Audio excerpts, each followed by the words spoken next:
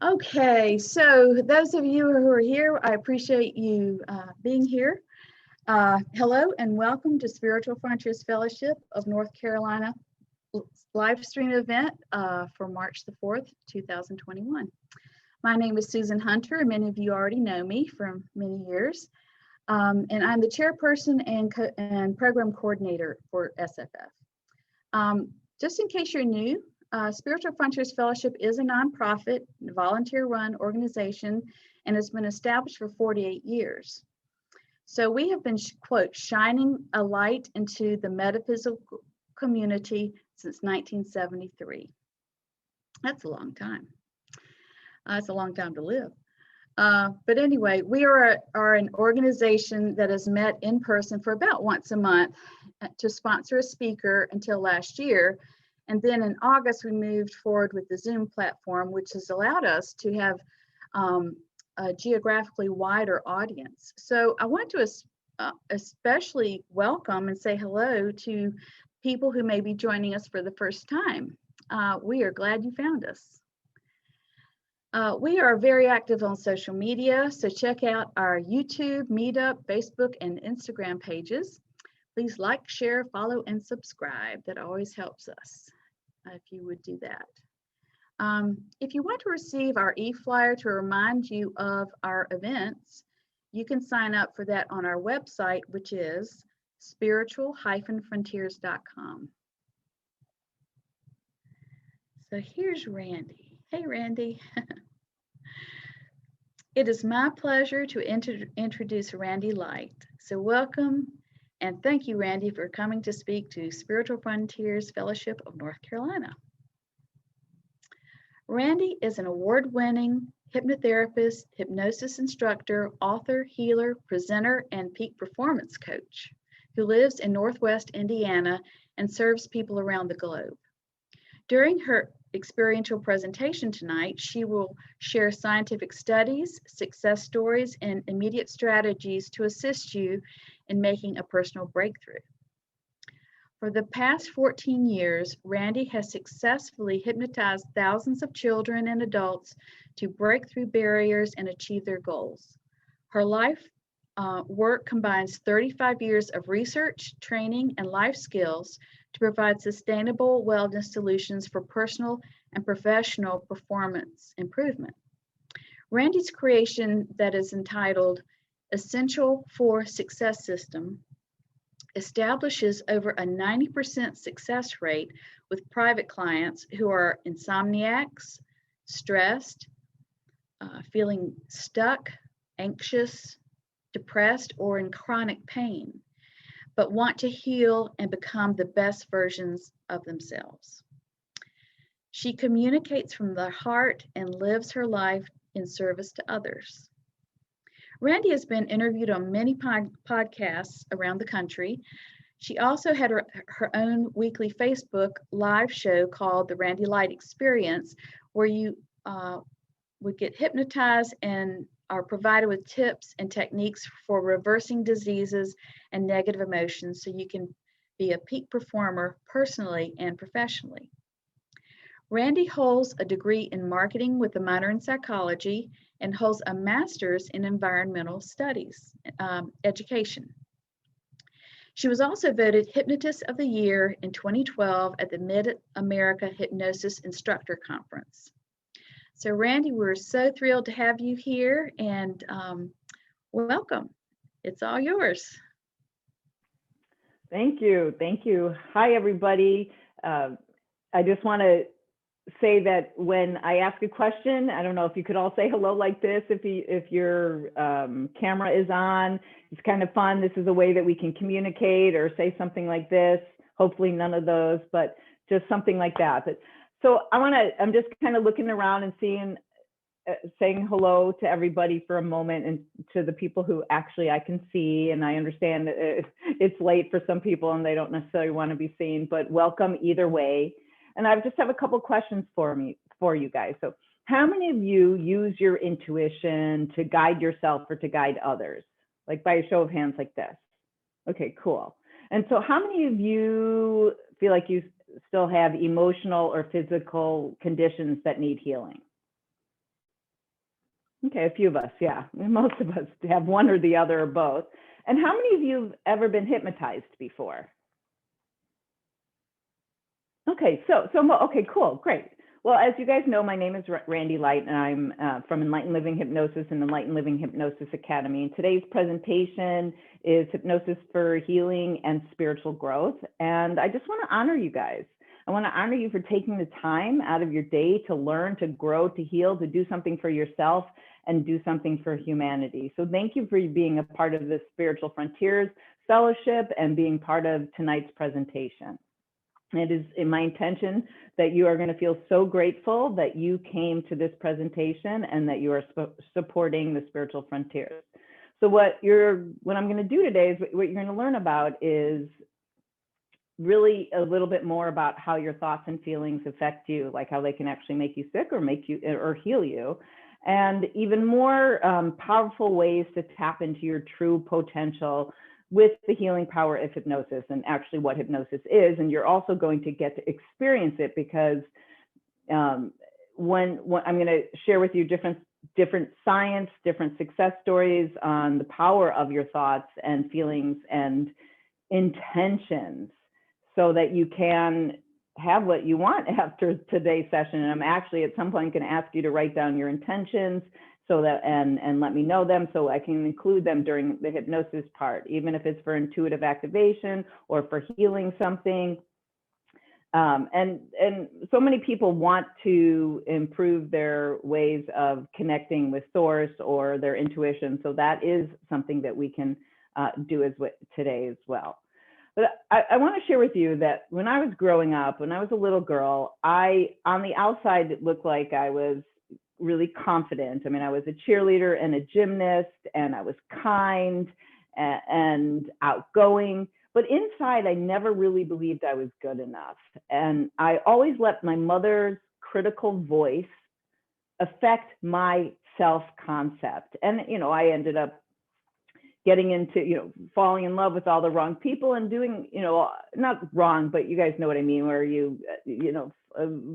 looking for love in all the wrong places or something along those lines. And so I have spent thousands of dollars and thousands of hours on hypnotic processes, programs, coachings to get my mother's voice and that critical voice out of my head so that I could believe in myself and love and accept myself. So how many of you can relate to having a critical role model or somebody in your life like that?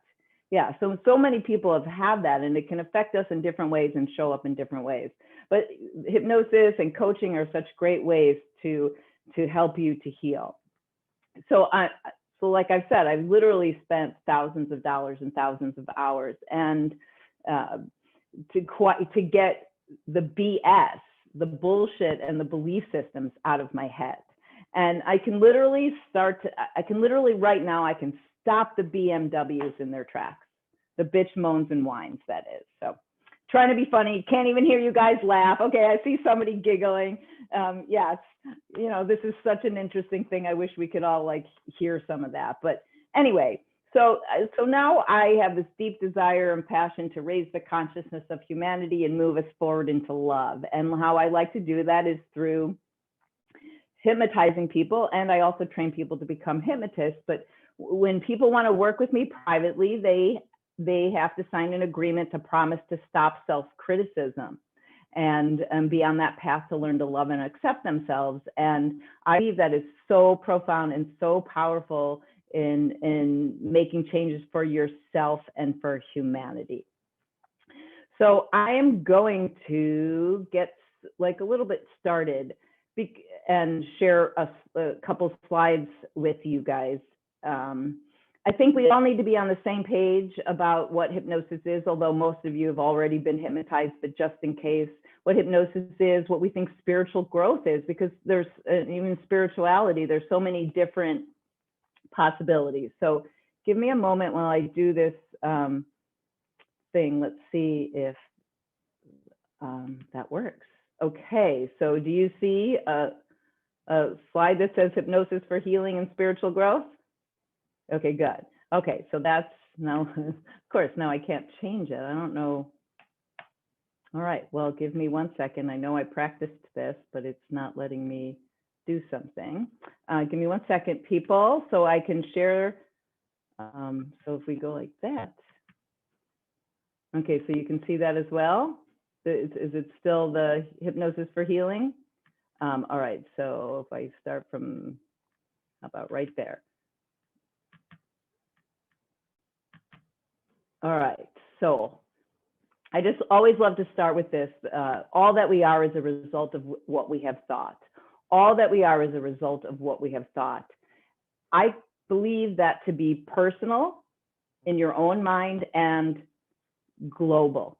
And that's what I really think, that when Buddha says that and we take that in, that our thoughts affect our life personally and globally. The consciousness, what we're experiencing right now, is part of what we think about and focus on. I'm going to share some of the research on that today.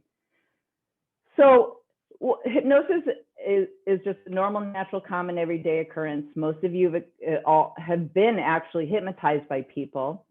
It's a focused state of awareness where you're more open and receptive, and it's meditation with a goal or a purpose. And that's why I called this hypnosis for healing and spiritual growth, not meditation, because it's meditation with a purpose. It's still a brainwave state, which I'll show you guys in just a moment. And hypnosis is the zone where you perform your very best. When our brainwaves slow down, so right now, most of you guys, I don't know if it's starting to get late for you, but most of us, when we're thinking and we're in the middle of using our 60,000 thoughts and we're really, really thinking, doing, and like I'm talking right now, our brainwaves are cycling in beta, which you can see at the top there. They're just fast and moving. But then when we get focused on a book, a movie, a project, when we get absorbed in something, our brainwaves slow down and they go into alpha. And alpha is that light state of hypnosis or that light state of meditation. Alpha is the zone where athletes, performers perform their very best. And it's just a brainwave state, and our brainwaves start to get more coherent and they start to slow down. And it's a great state to be for everything, for downloads, for connecting to your intuition, for tapping into your true potential and creativity. So we move out of beta into alpha, and as our brainwaves slow down, they go into theta, and theta is just a deeper state of hypnosis or a deeper state of meditation. And then as our brainwaves continue to slow down, they go into delta, which is sleep. So we literally go through hypnosis when we're going to sleep and when we wake up in the morning. And why is that important? Because there is research that says a suggestion given in a hypnotic state, even one time, can have the same effect as long-term conditioning and practice.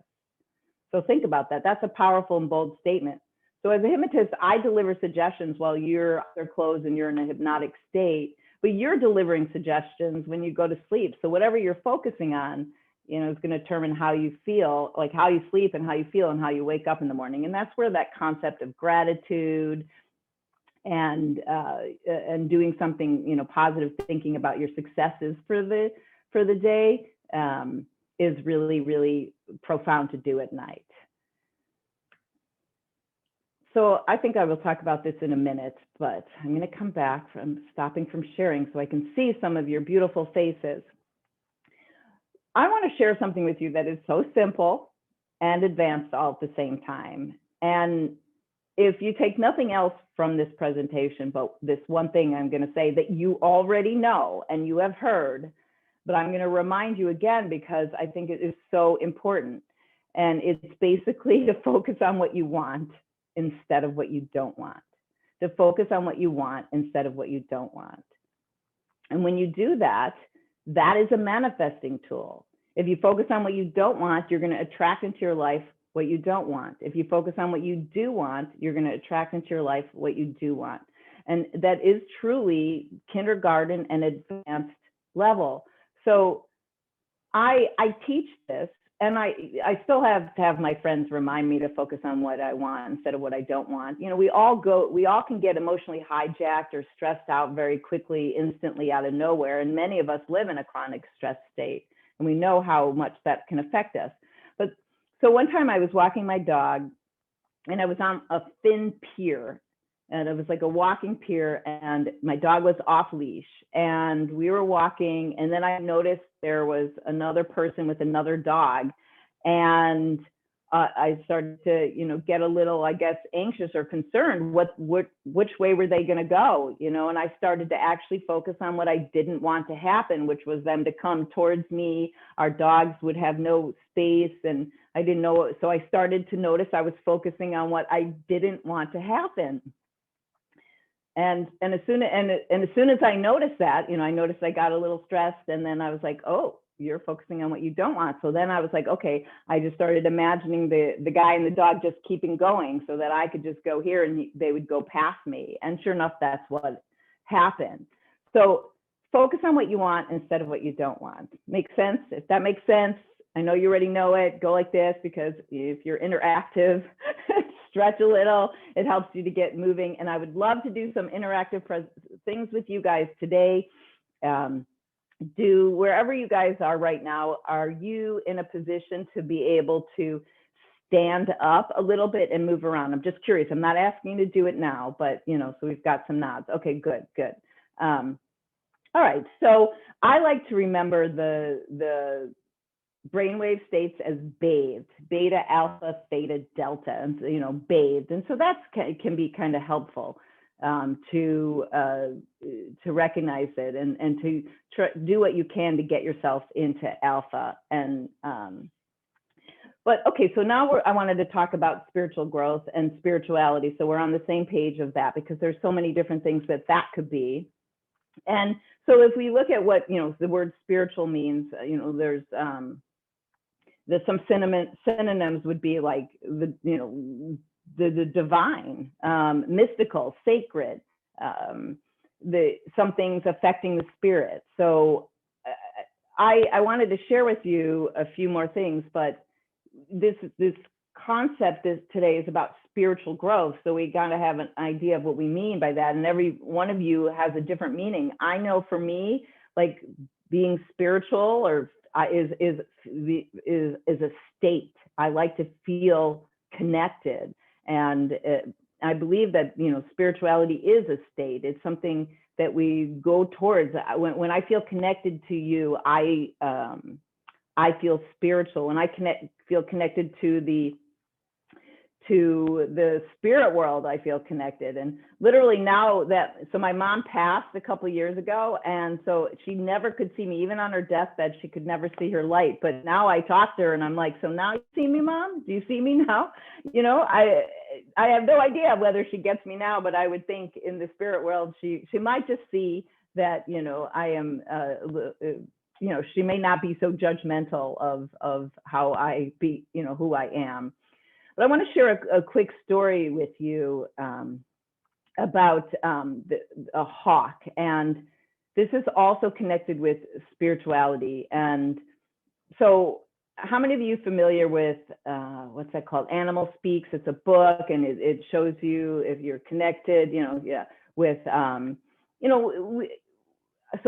you may have read that I've worked with the medicine man for a number of years. And so the Lakota people are very into animal medicine and animal spirits, and we utilize their energy and connected with their feathers and furs and different things, or skins, to help enhance ceremonies. And so anyway, I've still 30 years later, I'm into it all and into connecting with animals. But I was out on a walk, and there was a couple of hawks, and I had not seen them or heard them in a long time. And it was really exciting for me. And I was like, I'm going to go home. I'm going home. And as soon as I get home, I'm going to look up what, it means when you see a hawk. And then I got home and I forgot. And then a couple days later, I was out on another walk, and I live in the dunes, and I live surrounded by Lake Michigan, and it's just beautiful. And then all of a sudden I saw the hawks again, and I was like, oh man, I've got to remember to go home and read up on what it means, and forgot as soon as I got home. Now I am on another walk, and I'm almost home, and there's one hawk like going in the other, and it just was really profound. It's like, as soon as I get home, I'm going to read it, and I forgot, and even though I was really close to home. So then So like 2 days later, I'm sitting drinking my coffee, I think, and I decide to have a conversation with the universe. I decided to talk out loud. And I don't know if any of you guys have ever done that. I'm pretty sure I have, but I hadn't done it in a really long time. And I'm just like, I don't even remember what I was saying because the next part gets so wild. So then I'm just sitting there talking. Then the next thing I know, I swear to God, I felt like this energy came through and cut through my thoughts.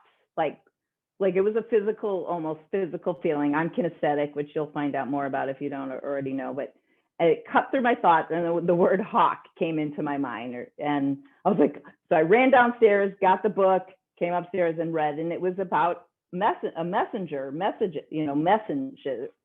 So the hawk, which is kind of interesting because we're talking about messages, but when you get the hawk, when the hawk comes into your life, it's that there's a message coming to you. So I said, okay, I want to have a dual communication conversation here and be sure that I am able to communicate. And I'm going to encourage all of you to do this as well. And even though that felt, very powerful and intuitive, I was like, okay, I want, if you're listening, spirit, universe, Mother Earth, whoever you guys want to talk to, if you're listening, I want a hawk to come in front of my window. I've got this big window to come in front of my window, and I see it and it's only right really close to my window, and that's only happened once in the last 20 years. So I asked for that, forgot about it. It was 3 hours later, I'm talking on the phone with my girlfriend. I leave my bedroom to go into my kitchen, and all of a sudden I see a hawk fly right in front of my window, and I screamed. I mean, it was the coolest thing. And that to me was very spiritual. That to me was everything that we're talking about, being able to recognize that you can communicate, that you can ask for something, a sign, and receive it is such a wonderful feeling, and a way of tapping into your true potential and your connection. And so that is what I am thinking and talking about when I'm talking about spiritual growth. And some people want to talk to their angels or guides. Some people want to get more intuitive. I know when I dance or listen to music, that makes me feel very connected. Obviously making love or being touched, but who knows, I'm single. It's been COVID for a while. And near-death experiences, when I hear about those, so I do a lot of past life regression group events. And when I have people who have near-death experiences and they share them, it really helps everybody else have an experience in general. It just does. And there's more spiritual openness. So what I'm going to encourage you to do, because you showed up today, is to think about for a moment, like, why do you want spiritual growth? Whatever that is, why? Like, that question, I don't always usually, use the word why, but why do you want spiritual growth? Why do you want to be more intuitive? And that answer, so if you want to be more intuitive, so you feel more connected, or so that you're on the right path, then knowing you're on the right path, when you know you're on the right path, that's a knowing, that's a feeling, that's a state. So many times we're after actually a state, a feeling. And hypnosis is a great way of changing your state, and focusing on what you want is a great way of changing your state. And so I think I'm going to share this. Hopefully we can do this easily. Okay. All right, so you guys can see that, right? No, not yet. See the electromagnetic field of the heart? So you guys probably already know this and have seen this and know that our heart has an electromagnetic field. We've known about the science behind, or we've known about chakras for thousands of years, and now we're finally being able to prove and demonstrate that the chakras actually exist, and that your heart it has a field that's bigger than your body. And why is that important? Because what state you're in is going to affect other people. And that's why I feel it's so important for people to go through coaching and hypnosis and things like that to do the deeper work, to heal yourself so that you're in a higher vibration, so you get what you want and experience more joy, but then you affect the field in a much better way. So now I can't see everybody, but I'm wondering, I'm pretty sure most of you are probably familiar with HeartMath, and Dr. Glenn Rains from HeartMath Institute. He did this study that I want to share with you because it's really profound and it will help you in your life in so many ways.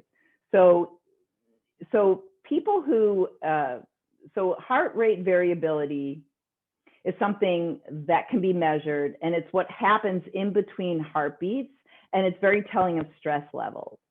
And you can learn how to create heart coherence, heart rate variability, so that it's coherent and beautiful, kind of like these pictures. But they're waves, kind of like our brain does that, because our heart has its own brain too. I am going to actually take you into hypnosis and do a heart breathing technique there. But so he took people who were trained in creating heart coherence and getting into elevated mood, because that's what really can help create heart coherence, and it can be measured, remember. So he took his first group of people and he had them holding a vial of DNA and had these participants get into that elevated mood of love or joy or appreciation to see if it would have any effect on the DNA. And this group in that elevated mood, and they're in heart coherence, it had no statistically significant change on that first group.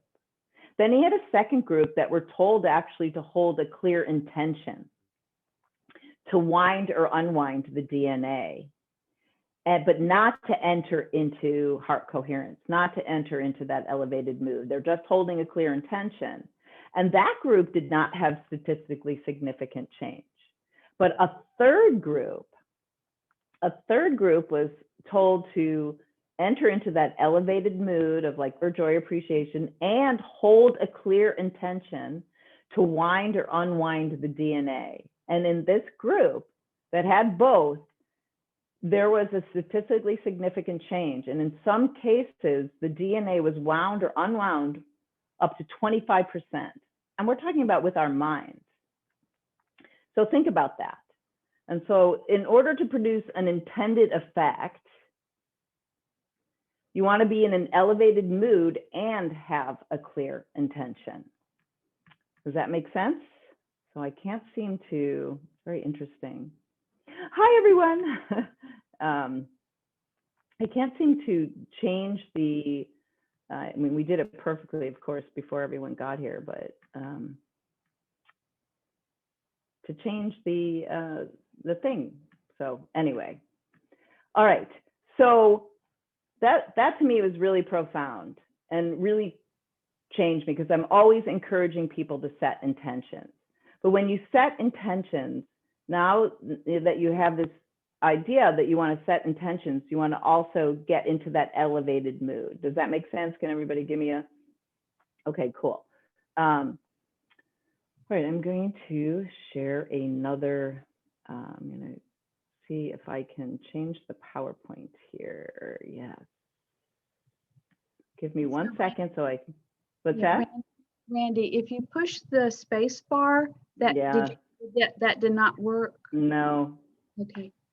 Or the arrow, like we practiced before. Yeah, none of those. I tried them all. I appreciate that. Thank you. Or the timing at the top. It's where the timing is. It's manual, not timed, but that's probably not it. There's some settings at the top for the slideshow. Okay, so there is that statement that I just said, right? You guys can see this? Am I sharing my screen or no? No, I'm not. And you guys can't tell me. Okay. Give me 1 second. So, Randy, one of our associates here said if you could just go ahead and reopen that. reopen the PowerPoint.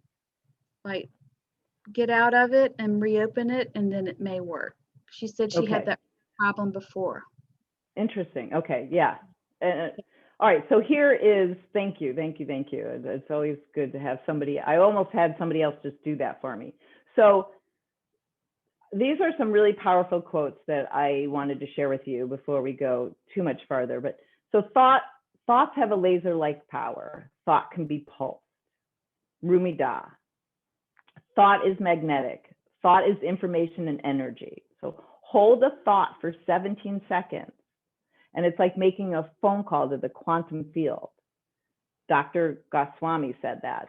And so if you think about that, and holding a thought, an image, an idea for 17 seconds, of what you want, is like making a phone call to the quantum field. It's like saying, hey, this is exactly what I want. So if you just can hold it for 17 seconds, and even though 17 seconds is short, it's actually kind of long when you're sitting there trying to hold an image.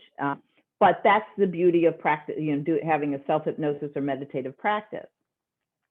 And my favorite, I'm sure most of you are familiar with Dr. Joe Dispenza, and he said this, and I love to say this because when I wake up in the morning, I think of this. And, he said, if you really believed on a gut level that your thoughts create your future, why would you ever miss a day to create? Right? Dr. Joe Dispenza. Okay. So I'm going to share with you a couple of quick intention things and some fascinating intention stories just to get you to encourage you to add this into your practice every day if you're not already doing so, to add it into your morning, to have it, to setting your intentions of what you want. How many of you have ever experienced the Millionaire Mind Intensive? Anybody heard of it or gone to it? Yeah. It's this free event. It's for 3 days, and it's great.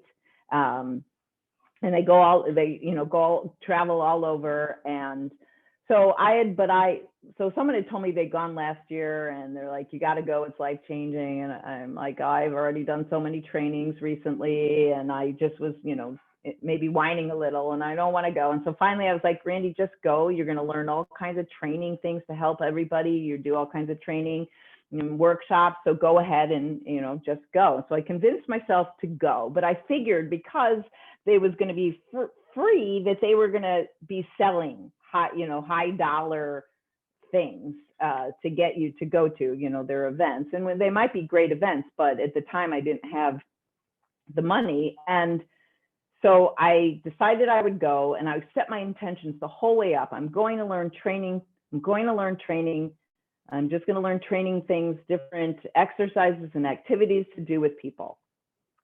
And I'm not going to buy the Kool-Aid. That's what I told the universe. I'm not buying the Kool-Aid. I'm just learning. I'm just going to take and get some great ideas. And I said that all the way up there. And when you walk in, they give you a little ticket. And then they get to tell you, spend a half hour, an hour talking about one of their live events, and they give one away for free. And there's different ones. There's like spiritual camps, there's business ones. And on Saturday night, they were offering one, and it was called Train the Trainer, and I won.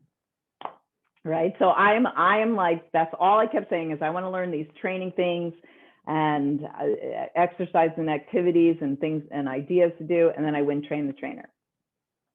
Okay, so now I'm at a conference, the International Hypnosis Federation conference, and I'm presenting, and I just told them the story that I told you. And so that night there was somebody putting on a show, a hypnosis show and a mentalist show. And he also was doing a post-conference training. And that night he was going to give away a free training. And so they thought, you know what, if we pick this and we're not at the conference with everybody at the same time, everybody will think it's rigged if we pick Randi. So they picked on the next day on Sunday, they picked out of a hat, a whole bunch of, the business cards, and the lady running the whole conference, Shelly, she picked it, and she picked my name in front of everybody. So it was just such a wild thing. I'm just encouraging you, the miracles that can happen when you set intentions with an elevated mood or a sense of wonder, okay? Make sense, everybody? Are you guys ready to do something? So I want to do, this one is, teach it, you know, how many of you are familiar with mental rehearsal? Anybody mental rehearsal, practicing in your mind? Well, and how many of you are familiar, any of you here fire walkers? You guys fire walkers? Yes, maybe. So I've walked on fire. I walked on a bed of coals, 12 feet long bed of coals, did not get burned, with 3,000 other people at an event with Tony Robbins. And, you know, the hardest part was going. That was the hardest part, because that was the scariest part, you know, but as long as you didn't stop, most likely you were going to be just fine. But we practiced, we mentally rehearsed in our mind for 5 hours. For 5 hours, we stood up, we pretended we were doing it, like we literally moved our hands and feet. We closed our eyes and practiced. We did everything. And then he got us into this, like, you know, into a hypnotic state, which, you know, that's not what they would call it. And what I'm going to do with you now is I call it the pointing finger twist.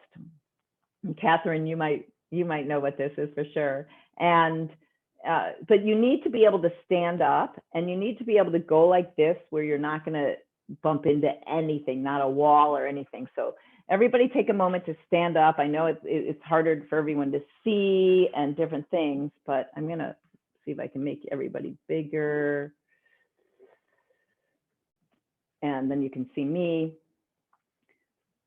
So what you're going to do, the first time you're going to do this is all you're going to do is like point right in front of you. Okay, so go ahead and do that now. And if your right hand, you know, so your feet are on the ground a little bit far apart, your eyes are open. But if your right hand is out, you're going to actually turn to the right. If your left hand is out, you're going to turn to the left. So, and what you're going to do is you're going to keep your feet completely on the ground, but you're going to twist as far as you can, but notice where you point, how far you can go, and then, you know, make a mental note and then come back to front row to see me. And then put your hands down. Now we're going to actually mentally rehearse this. You're going to actually close your eyes. You're not going to do it. I'm going to guide you. We're going to do it like 3 or 4 times in our mind. So close your eyes and actually imagine, only imagine pointing in front of you. And imagine you're twisting now, but you go about a foot or 2 farther than you did. And you can feel the muscles in your body relaxing and twisting, and you just kind of get a smirk because you go even farther. And then imagine yourself bringing your hand all the way back down, and you're in front again. But now we're going to do this 2 more times. You're actually not actually doing it with your physical body. You're only practicing it in your mind. So imagine once again pointing in front of you. And imagine this time you're like an owl. And you know how owls can twist their head like 360 degrees? So imagine you're like an owl, and you can go so much farther that you can see your computer or whatever you're on. So imagine now you're pointing in front of you, you're twisting all the way. You can even hear yourself, feel yourself, visualize yourself twisting even farther. And you've got this big smirk because you went so much farther, and you feel like that owl, like you're twisting. And then imagine yourself bringing your body back and your hand back down. So let's do it one more time in our minds. Go ahead and imagine pointing, imagine twisting. You're that owl, you can twist even farther. You go so much farther than you thought you could, and you feel great, and you've got this big smirk on your face. And then you bring your arm all the way back and your body back to center, and you put your hand down. So now this time, you're gonna open your eyes and go ahead and actually do it really, really, you know, point for sure in front of you, and twist and see how much farther you go. Like twist as far as you can and see how much farther you go. Isn't that wild? And then come on back. So what did we just do? So wonderful. So come back and sit down. I wish you could tell me all the beautiful things, but you know, I've done this enough time. So yeah, we practiced, I think, what, 3 times. We did it 1 time. We practiced 3 times. And you went, most of you probably went farther than you did before because you mentally rehearsed, you practiced in your mind. And mental rehearsal is incredibly effective. When you practice something in your mind to the point where there's this piano study, and the piano study, they had these people come in and practice one-handed piano keys and literally practice on the keys. And they were measuring what area of the brain was firing off and all the different things. And then they had another group that what they did is they only imagined. So they came in and they just practiced in their mind. They never touched a key. They practiced the same amount of time, but they just mentally rehearsed in their mind touching those keys. And that group grew just as many neurons, or almost as many neurons, as the group that was actually doing it. So think about that. So I just worked with a golfer this afternoon. I'm like, all you got to do is mentally rehearse. That is very powerful. If you don't have time to actually go out on a court and practice something, you can practice in your mind. So I had this 13-year-old baseball player who came to me, and his batting average went from 300 to 700. And I didn't know how amazing that was at the time, but that was pretty amazing. But one of the other dads noticed and sent his son to me as well. And his son came, well, when we were working together, he broke his wrist or arm or something. So we were working together, but he could never touch a ball or bat the whole time. He could mentally rehearse, he could break through limiting beliefs. And so it was like the day before he was supposed to get his cast off, and there was some tryout for some baseball. So him and his dad decided to take off the cast and go try out. And he hit that ball farther and faster than he'd ever hit it in his entire life. And all he had been doing is mentally rehearsing. So all these things that you think about, they're real and you can do them, and when you mentally rehearse with a great feeling, good things can happen. So there was another experiment where these participants, they were holding a test tube. No, I don't even think they were holding. They put blood cells, red blood cells, in a saline solution that had enough salt in it that could actually kill the cells. But the participants in this study were able to stop the cells from bursting open. So there's all these amazing things that can happen. And I do have to tell you, I don't even know if I know her name, but there was this lady who cured herself. I probably shouldn't use that word, but she did. And you can go to her website of Lou Gehrig's disease by loving herself. So some of you are familiar with that. And so that is, when you learn to love and accept yourself, your whole world can change. You can feel better, and everything.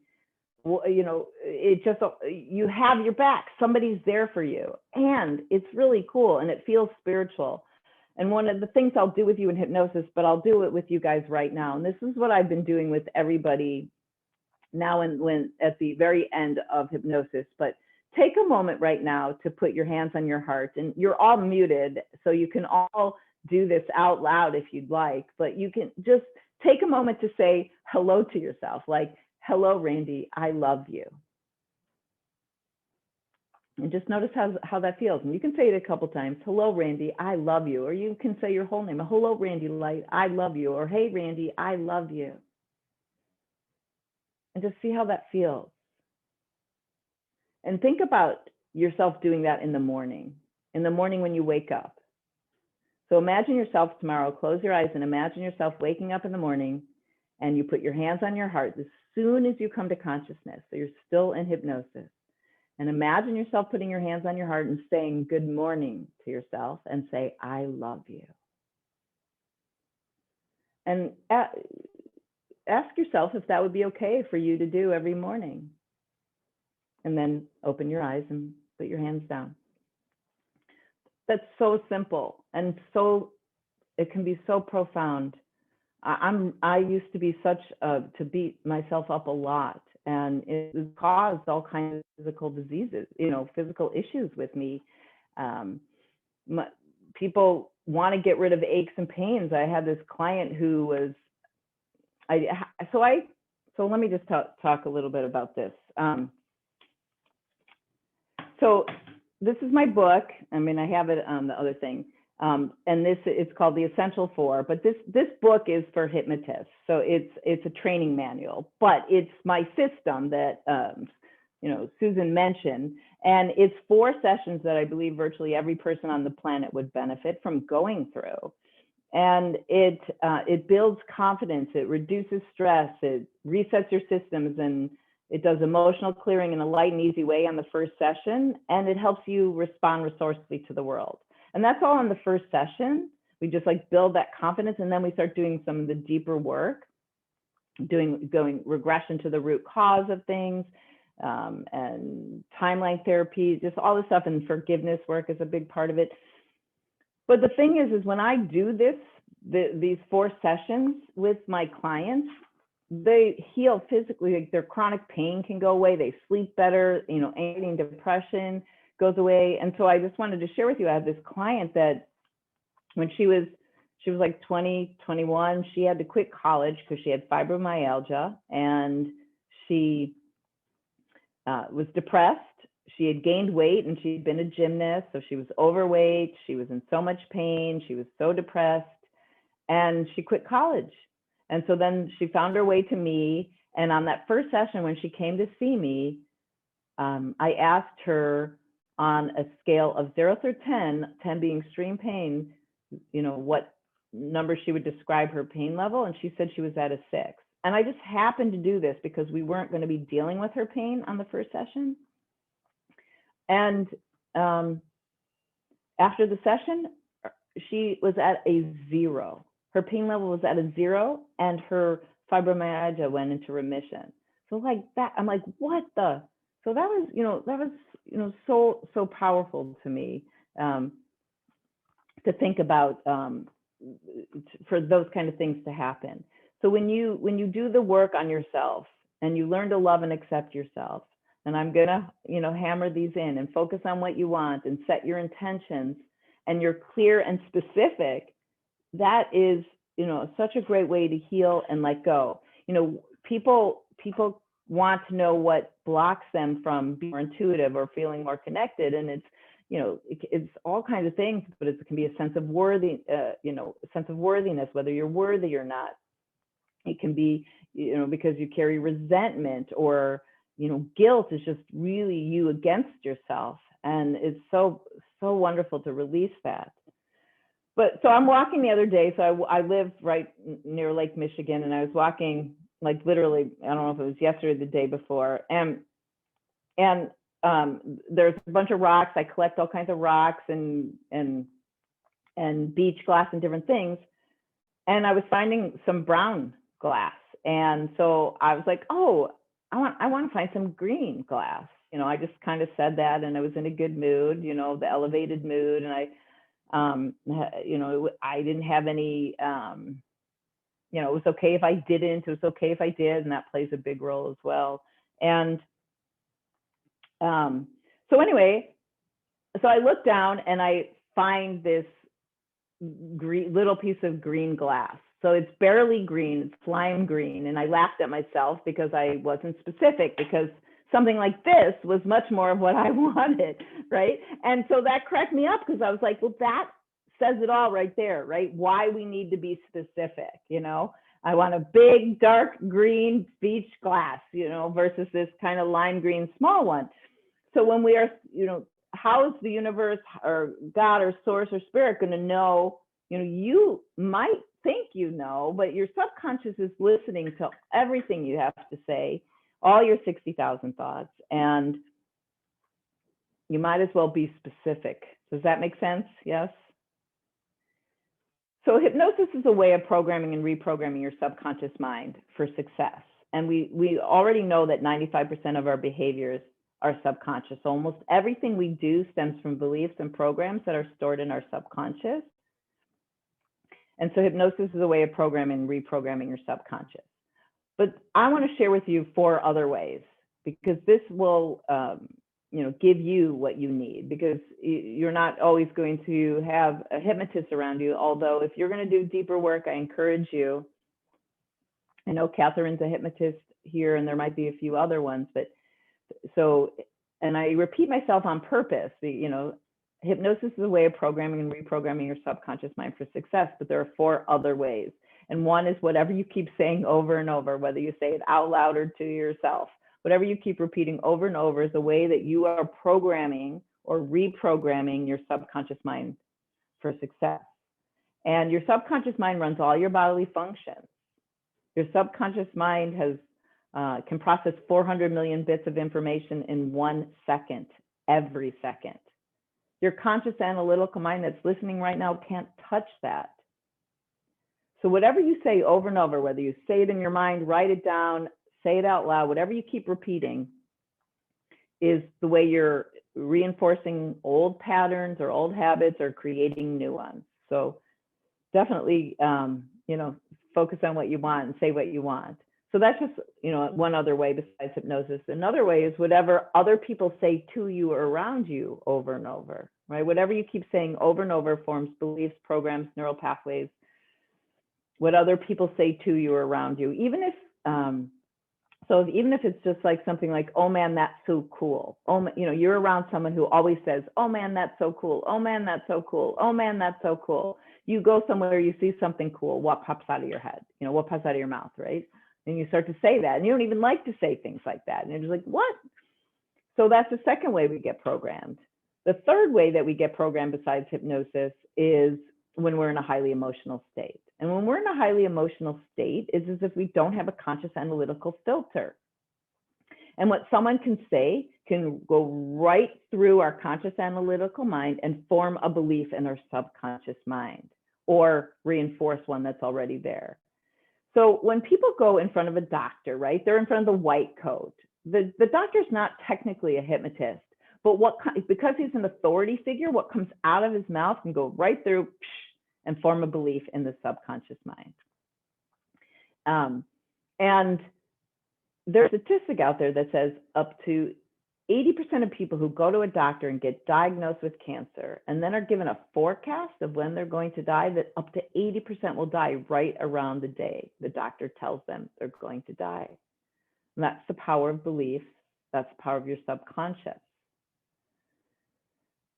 So I always wondered, if the doctor gave them a script that said, go see Randi Light, she'll, cure you of your, if up to 80% would do that too, wouldn't that be nice? But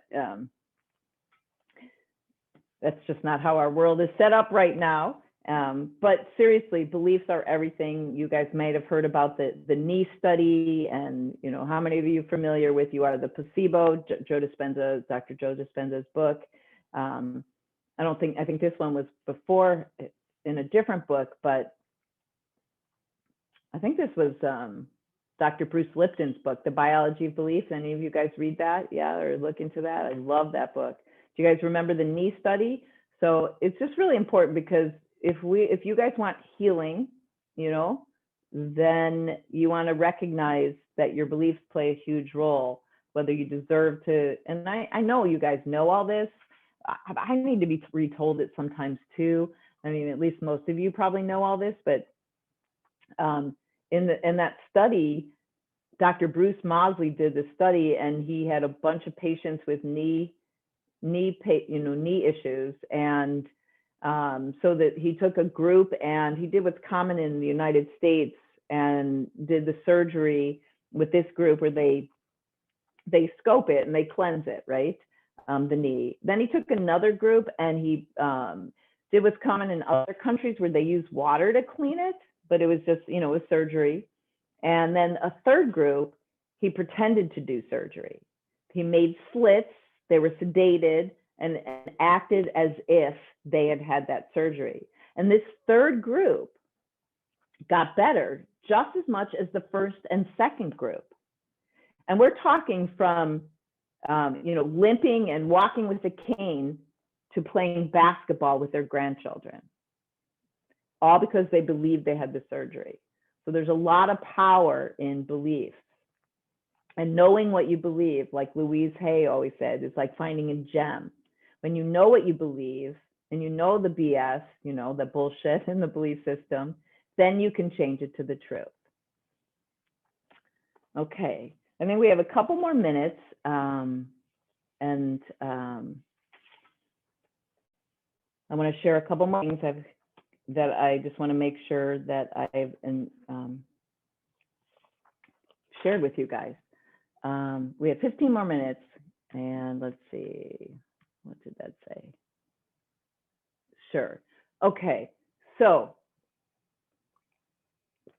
I'm going to drink some water. So we're going to talk a little bit about spiritual growth. And so I feel like I have to share with you some of the things that have happened in my office that will help with spiritual growth. And I've taught a class on intuitive activation and enhancement, a number of classes, and there's so many things that connects with. Oh God, I want to show you one more thing, but okay. So when I first started, I remember I had this client and she was having sleep issues, and she'd wake up at 3 o'clock in the morning all the time. And she wanted to break through that. And this was early on in my career.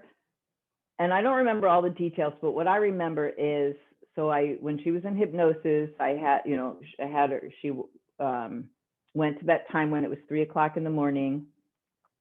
And there was like a black cloud there was like a black cloud, and she kept saying all she wanted to do was go home. All she wanted to do was go home. And she had been saying that for a while, and all she wants to do is go home. And so I'm telling you, I am scared that she is going to break through that cloud, that black cloud, and die right in my hypnosis chair so she can go home. And that was like one of my first spiritual experience. Of course, that didn't happen, but she did break through that, and she did get to go home, and she did get to be with her people. And when she came out of hypnosis, we were both in complete awe. And it was the beginning of a wonderful journey of doing spiritual things. I've had another client. So at the forgiveness fire, all of a sudden she's like, "Grandpa, what are you doing here?" "Oh, can you give a message to your mom?" She was all dressed up in this outfit, and he always wore overalls, and he just wanted to give a message. So like really interesting things. I've had people, when they get a guide, a deceased loved one shows up in hypnosis, and that's their guide, and so then they get to communicate and connect. And I also had a client that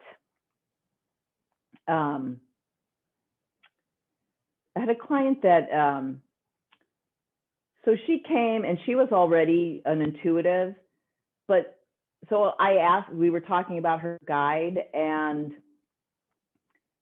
I asked her guide if he had anything he wanted to say to me. And literally at that point, he said that he just was using her because he wanted to give me these healing techniques and all this different things. So that opened up this can of worms that she would come like once a week or once a month for a while.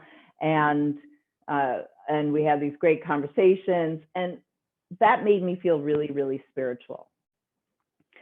So if you want spiritual growth, right? First, we need to know what that means and what you want. I would encourage you. So when people go through the Essential Four, they do the emotional clearing, they release the resentment, they become more intuitive. They have a more direct line. There's not the voltage, right? The veil is changed. The frequency, like you saw the heart frequency, and then the brain is much more coherent, and you can have a direct line and a direct connection.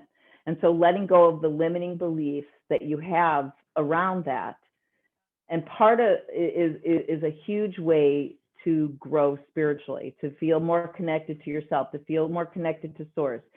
And hypnosis, remember, is just meditation with a goal. So if you're a meditator, you can do the same thing, but you want to release the limiting beliefs. And I want to share with you, let's see if I can share with you, close and open the PowerPoint. I don't know if I can even do that.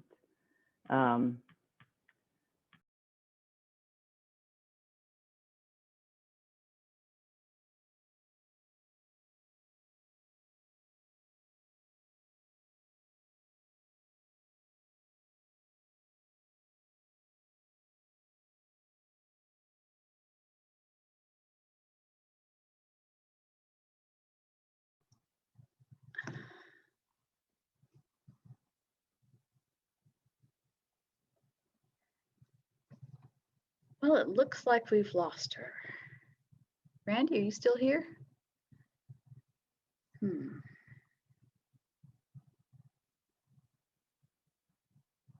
I just sent her a message. Hope she's not continuing to talk. So, okay. Does anybody know any good jokes? Leprechaun jokes? She must have ended her session with us. So thanks for hanging in there. She'll come back in a minute, I'm sure. I just gave her a text.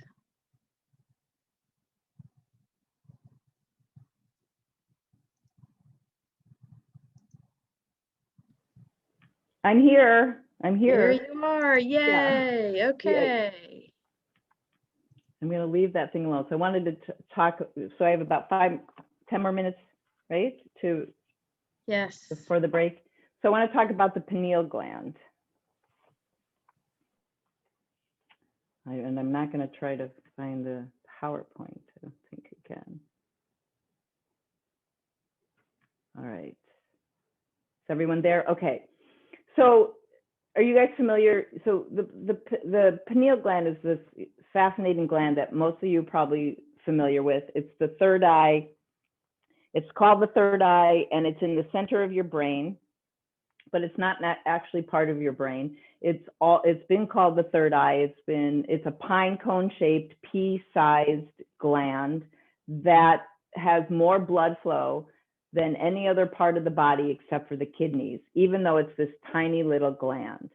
And what's so many, Rene Descartes and all these people have always philosophers and well-known people have said this is the seat of the soul. This is where thought transmission, this is where spiritual connection, this is what makes us connect to the spirit world, is our pineal gland.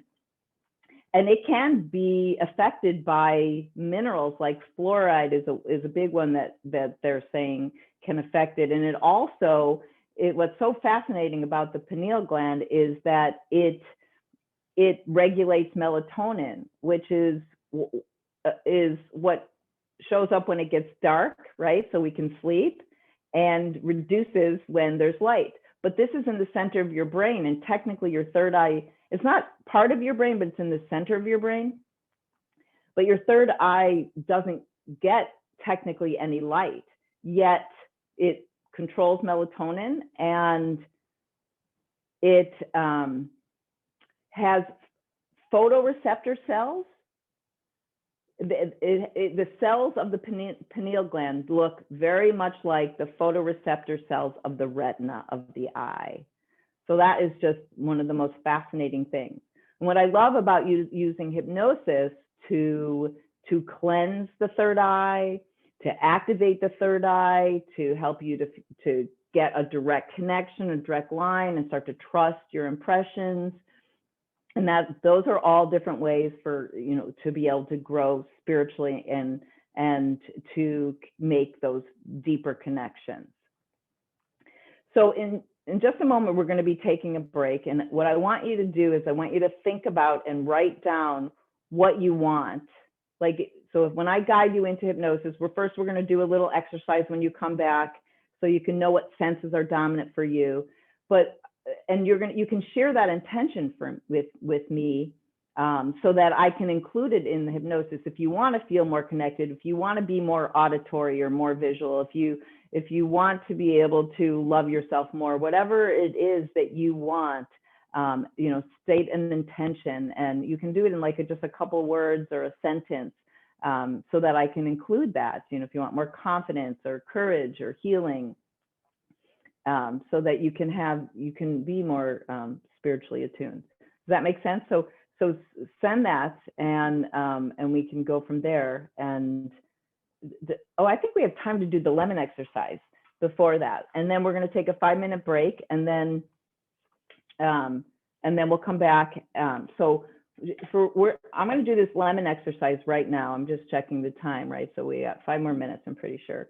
So that's perfect. This lemon exercise is a closed eye process. It just takes about 2 minutes, but it's going to tune you in to let you know what senses are dominant for you when you close your eyes and imagine. And then, of course, when you're meditating and doing self-hypnosis or hypnosis. But so go ahead and lean back and get into a comfortable position and close your eyes. And imagine yourself in your home. And when you have that picture, you can go ahead and nod your head. Or if you just sense it there, that's okay too. Wonderful. And so now you don't need to nod or anything like that, but actually imagine yourself walking into your kitchen, and notice if it's daytime or nighttime, if the lights are on or off. And then imagine yourself walking over towards the refrigerator. Listen for your footsteps, the hum of the fridge, and then the other sounds you might hear when you head towards that refrigerator. And then go ahead and picture yourself opening that refrigerator door. And then feel that cold air as it spills out on your face and your body. And whether you usually have one there or not, go ahead and imagine there's a lemon sitting right there. And actually grab that lemon and feel the weight and the coldness in your hand. And notice the size and the shape and the different colors and textures of your lemon. And then shut that refrigerator door and bring that lemon to where you'd normally cut up fruits and vegetables. So you can pull out your favorite cutting board and your favorite knife. Now in a moment, you can slice that lemon in half. And you can cut it right down the middle or from end to end. So if you want to cut it down the middle, let's do that now. And then take one of the halves and slice it again to create a ring, and then cut the ring in half. Now, if you want to cut the lemon down from end to end, go ahead and do that now, and then take one of the halves and slice it again to create a wedge. Either way, go ahead and imagine bringing that half ring or that wedge up to your nose, and take a deep breath in and smell the lemon smell. Smell that lemon scent. And then go ahead and imagine taking a bite of that very juicy, very pulpy, very sour lemon. And just for fun, go ahead, take another bite of the lemon and feel that pulp in your teeth and tongue, and taste that super soury, lemony flavor. And then open your eyes.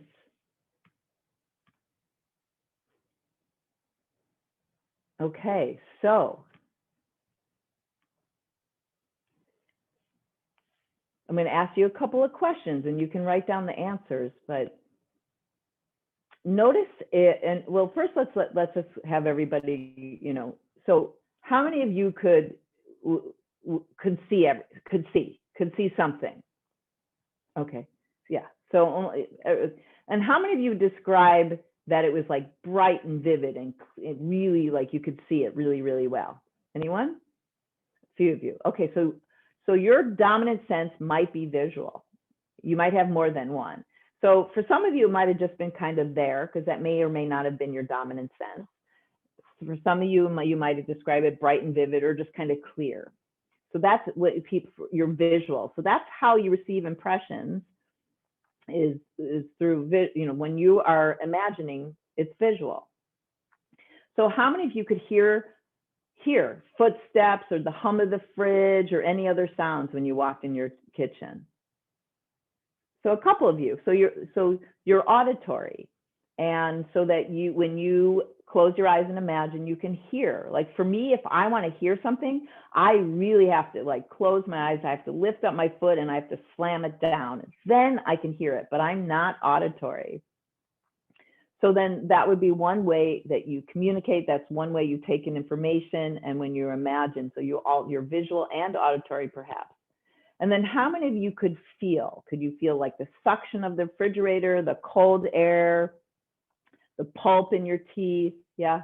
So you're, I would describe as kinesthetic, you know, right now. And so you're more of a feeler. Now you can be all three, that's fine. But figuring out what sense was the most for you. And so if you're a feeler, trying to see, that could be a problem, right? If you're trying to see, even to connect with source or great spirit, and you're trying to see, and you're kinesthetic or you're auditory, there's gonna be a little bit of a disconnect there. If you're trying to communicate with your guides and you're more visual and you're paying attention to feeling, which most of the time doesn't happen, but if you're usually a feeler, you're going to pay attention to feeling. But does that make sense so far? So, so there's not a lot of people who are smellers and tasters, but how many of you could smell that lemon? Oh, we got a few here. Great, wonderful. And how many of you could taste that lemon? Oh my gosh, look at you guys. So how many of you used all your senses when you closed your eyes and imagined? So we got a couple of you guys are fabulous. I mean, even when you're visual, auditory, and kinesthetic, you use all your senses when you imagine. I mean, that's pretty much, you know, there's not that many smellers and tasters unless you're part of Spiritual Frontiers Fellowship, then you definitely are. So wonderful. So you use all your senses, but notice which one is the strongest and stands out for you, and that would be a way of communicating. And the other part that I'm going to twist that a little bit is how many of you had increased saliva and swallow down? So before we take our break, I'll end with this. So you had a biochemical physiological response to your own imagination. So we didn't do any formal hypnosis. You closed your eyes and imagined. You had a biochemical physiological response to exactly how you did it, which means you did great. And here's the thing though, your mind and your body cannot tell the difference between what you are imagining and what's actually real. So it's okay when it's a lemon, you know, you're having a biochemical physiological response to a lemon. But when you are replaying something that you didn't like that happened, you're releasing a chemical cascade of stress hormones that make you feel bad. One negative thought can kick into fight or flight, let alone when you're replaying, because you're replaying it to try to resolve the issue, but you're releasing a chemical cascade of stress hormones that make you feel bad and kick into fight or flight and can block you from, you know, connecting to source and from healing your bodies. So, you know, notice, pay attention to what you're focusing on and change it. You know, I like to say, well, what can I learn from this? You know, what can I learn from this? And that helps me get out of that loop, you know, and then noticing that I'm in the loop, trying to resolve the issue. Well, resolve it, learn something from it so that you can change it, because you don't want to be releasing chemicals that make you feel bad. You only want to try to do your best to release chemicals that make you feel good, right? Make sense? Okay, so we're going to take a 5-minute break, right?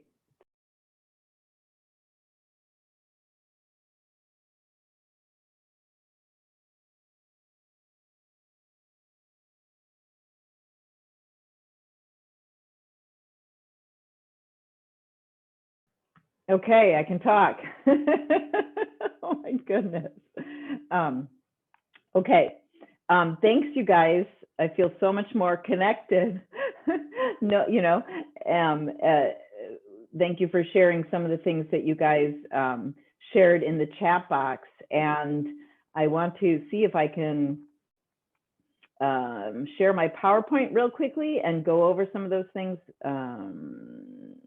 Okay, okay, where is share screen? Oh, I can't share my screen.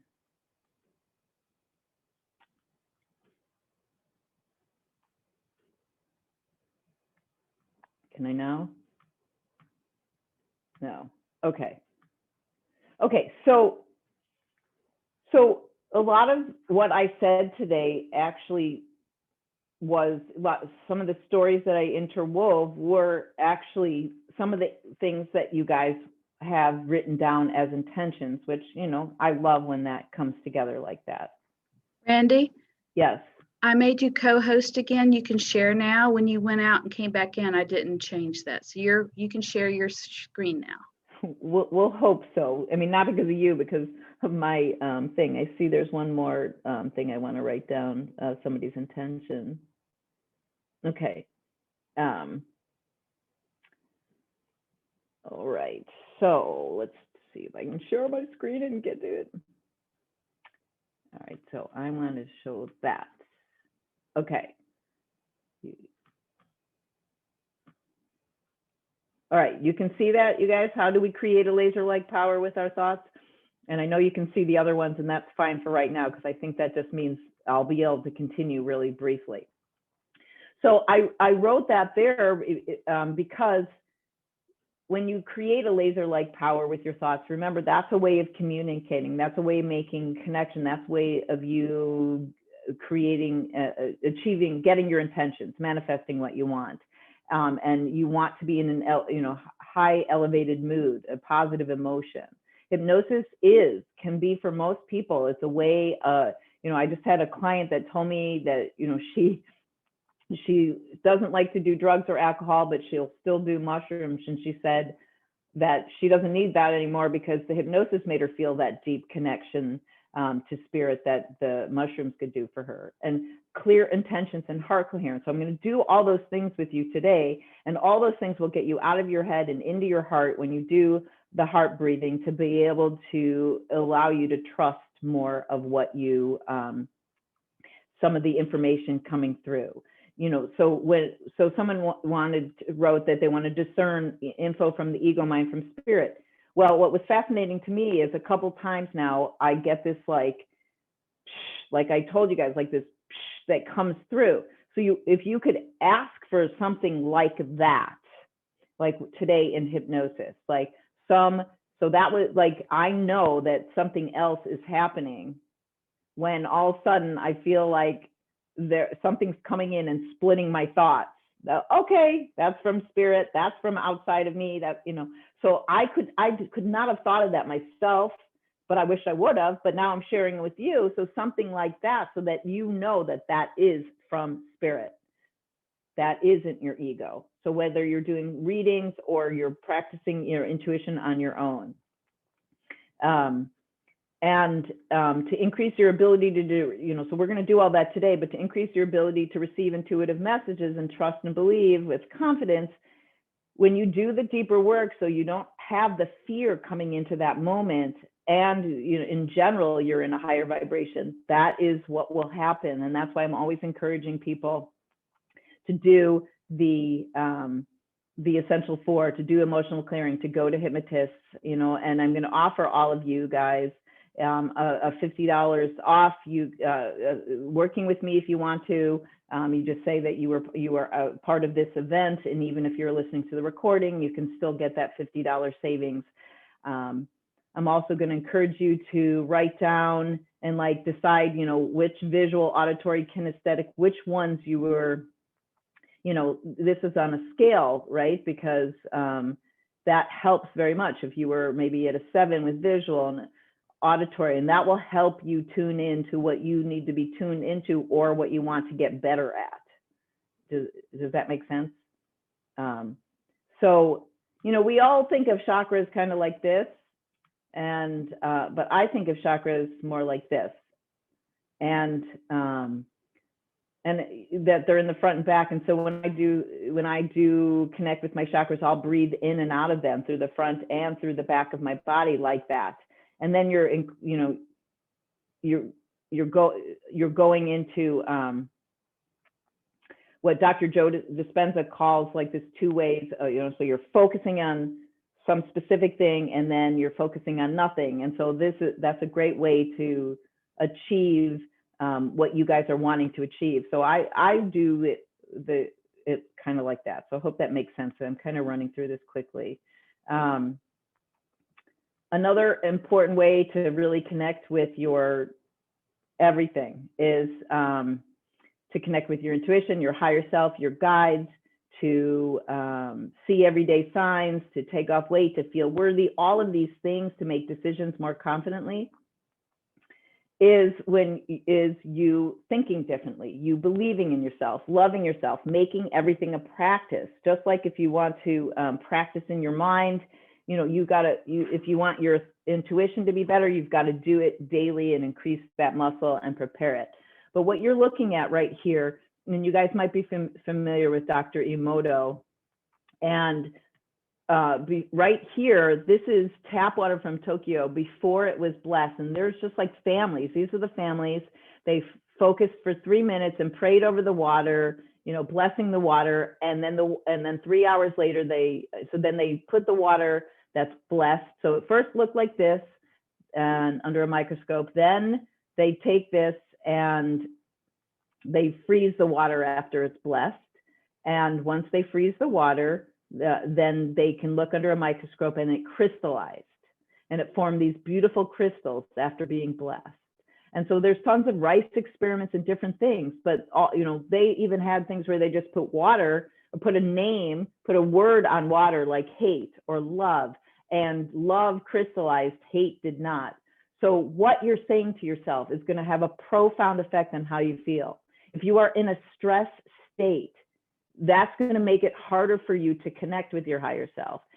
If you're to trust your decisions, you know, and to take off weight.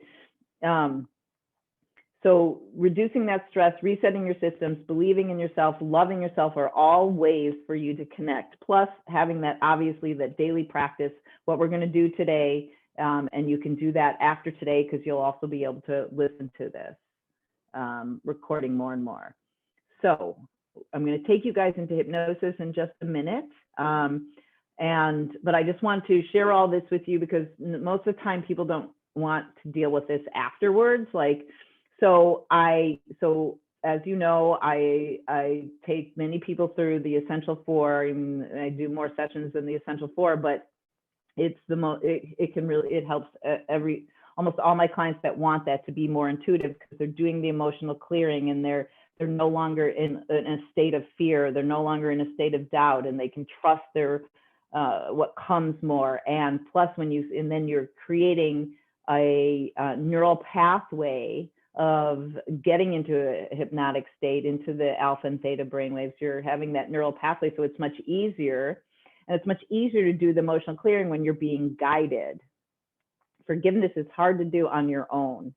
And all those things can block you or doubt you or make you have your ego, your worthiness, and block, you know, make you doubt what, you know, what you're getting.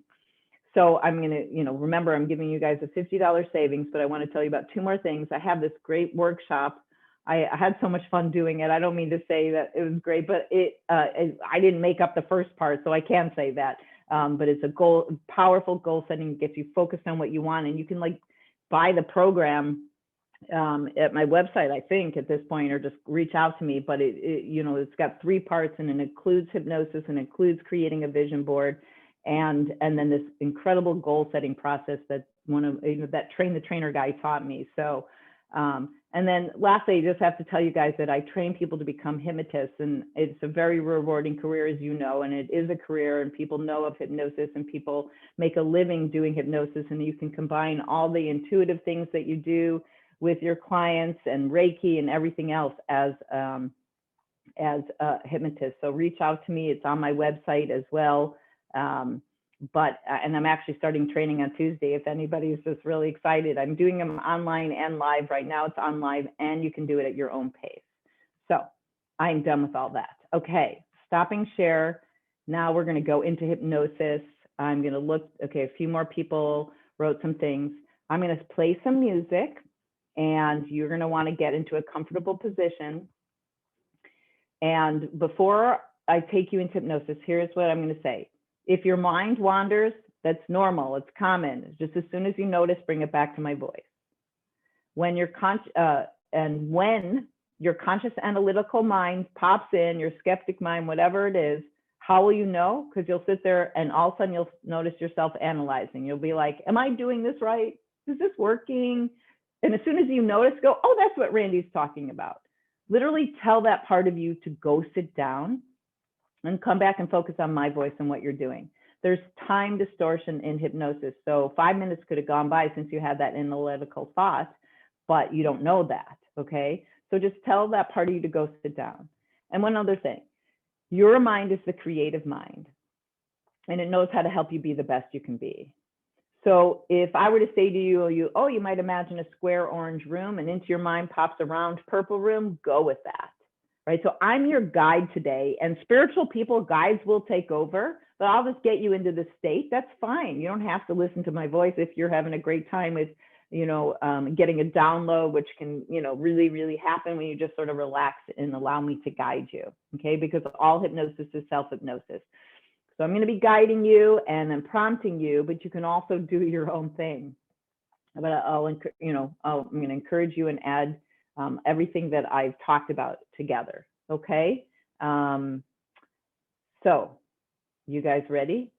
All right. I'm going to play some music, and let's see if it's all ready to go. Well, it's all ready to go.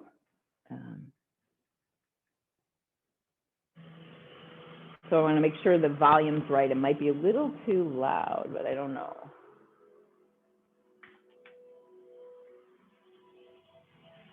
How is that, you guys? Give me a thumbs up or make it louder. Make it louder. I think it'll get louder.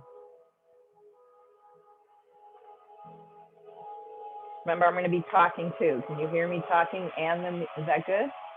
That's good. Okay, because it's super loud for me. All right. Catherine, I'm going to ask you to tell me if it gets too loud, okay? Because I know she can go right into hypnosis on her own. All right, so go ahead, you guys. Go ahead and close your eyes.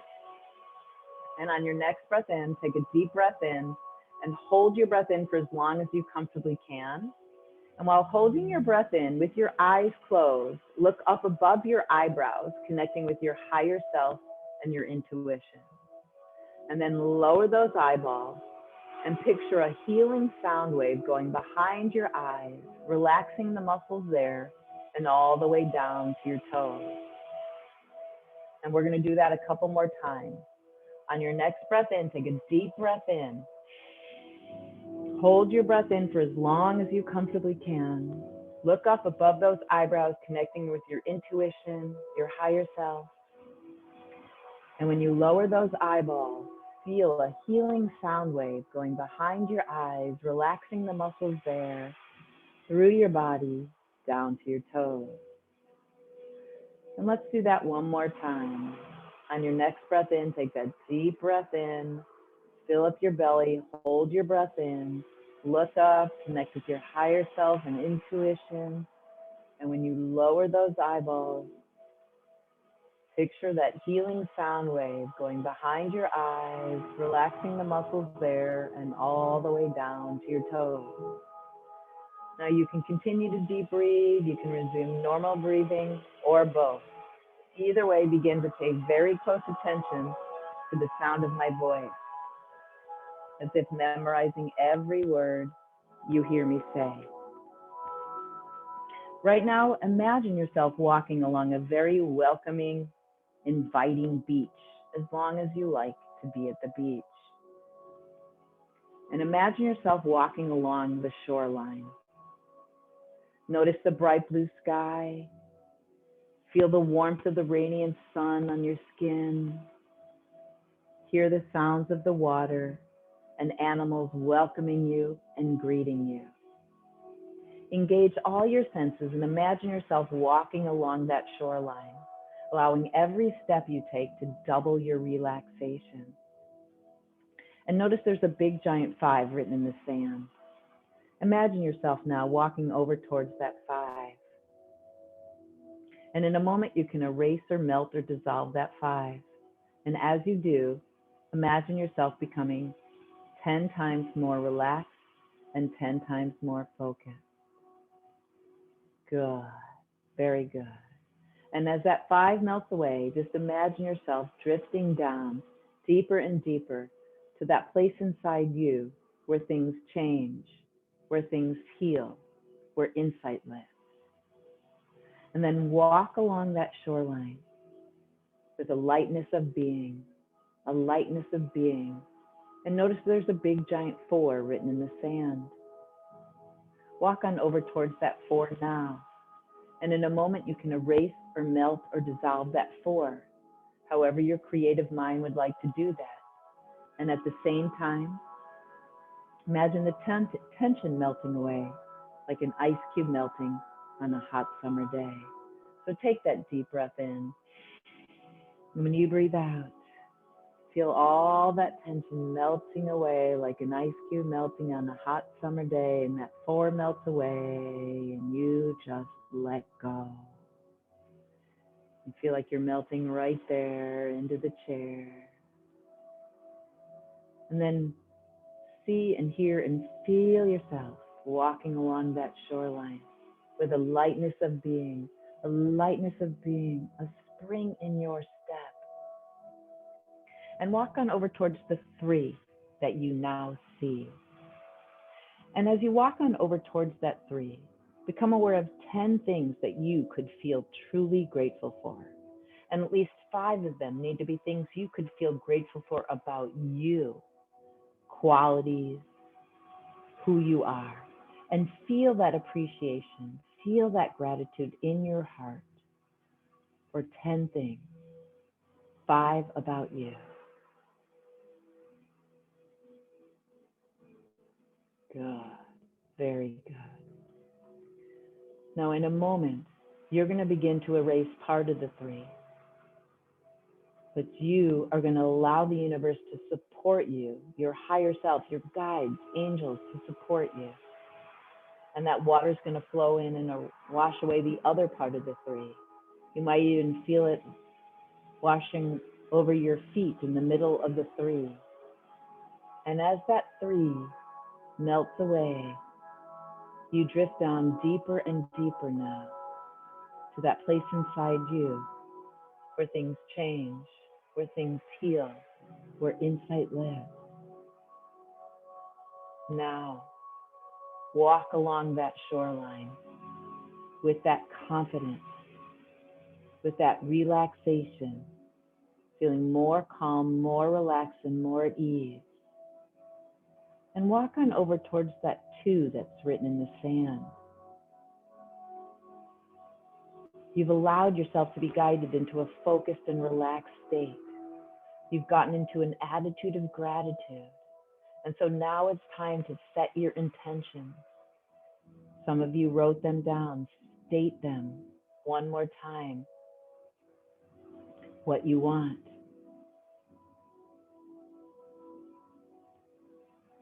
Even what you want for yourself, for your session, for your life. That's right. Now, once you've stated that intention, and with that attitude of gratitude, you can take a moment right now to imagine what it would be like, what it would feel like, as if that intention already existed. You notice everyday signs from spirit, all the synchronicity around you. Your body has healed. You've taken the weight off. You feel more connected and trust your decisions. You've came up with a way to discern your ego mind from spirit. Just imagine what that would feel like, as if it already exists. Good. Very good. Now, in just a moment, the water is going to come in. The universe is going to come and support you and wash away the 2 for you so you can go to the exact level you need to achieve those intentions. Sense that happening now as that 2 melts away. See and hear and feel yourself.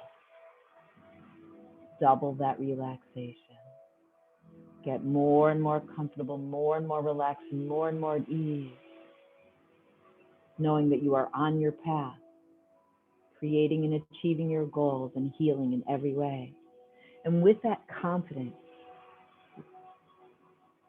with that trust, walk on over towards that one and easily, confidently, joyfully, playfully, spiritually dissolve that one so you can go even deeper and deeper to that place inside you where things change, where things heal, where insight lives.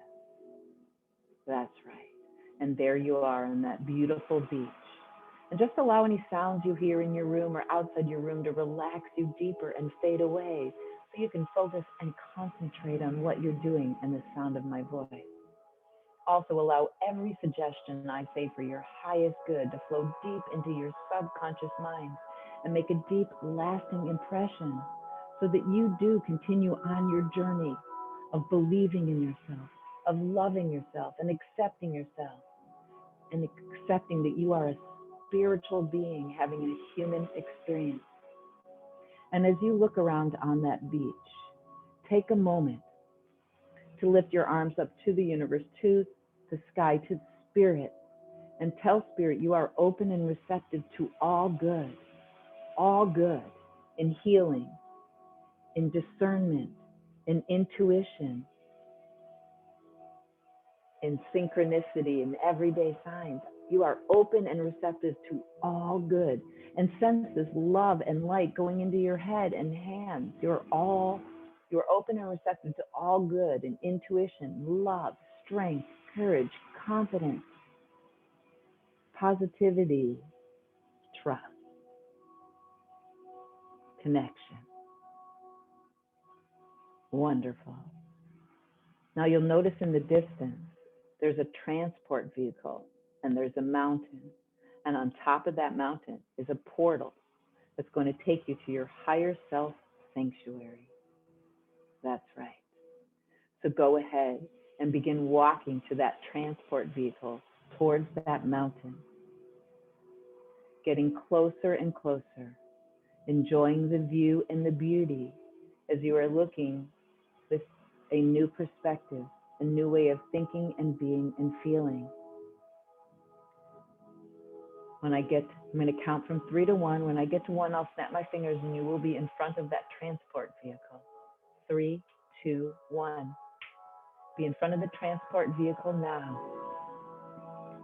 And in a moment, you're going to enter into the transport vehicle. And once again, I'm going to count from 1 up to 4. When I get to 4, you will be at the top of the mountain. I'll snap my fingers and there will be the portal that will take you to your higher self sanctuary. So go ahead now. Notice your portal. Step into, not your portal, into your transport vehicle. Step into your transport vehicle and begin seeing and hearing and feeling yourself rising up with a count of 1, going higher and higher and deeper to rising up, going higher and higher, getting lighter and lighter. 3, rising up, ascending and transcending all space and time. And with a count of 4, you're at the top of the mountain now. Step out of the transport vehicle and notice that portal that is there. That's a portal that will take you to your higher self sanctuary to connect with your higher self and your guide. And so in just a moment, you're going to enter into that portal. As you enter into that portal, I'm going to count backwards. Each number is going to relax you and deepen you. And when I snap my fingers, you will exit the portal into a place that you can call your higher self sanctuary, where you are so comfortable, so relaxed, and so at ease. Just trusting your impression. So go ahead now with a count of 5. Step into the portal now. 4, moving through time and space. 3, going higher and higher and deeper through the portal to your higher self sanctuary, trusting all of your impressions. 2, you're almost there. 1, Step out of the portal now into your higher self sanctuary, into this beautiful ball of healing energy and light. And as you step out of the portal into your higher self sanctuary, you begin to create this sacred space. There's definitely a place there for you to completely relax, to sit or lay or float. And right now, as you get more and more comfortable in your higher self sanctuary and begin to look around and see the beauty and hear the sounds and feel the good feelings around you, it'll be even easier for you to feel the good feelings around you, because right now you're going to begin to heart breathe. So go ahead now and focus your breathing on your heart. And the next time you breathe in, imagine you're breathing in through your heart. And as you breathe out, imagine you're breathing out through your heart. Just focus your breathing on your heart. That's right. And as you breathe in, imagine you're breathing in through your heart. And as you breathe out, imagine you're breathing out through your heart. And then to amplify a good feeling, imagine you're breathing in love or joy or appreciation. It would be wonderful if you could imagine you're breathing in and out love, unconditional love, universal love, breathing in love and out love, so love is in you and surrounding you.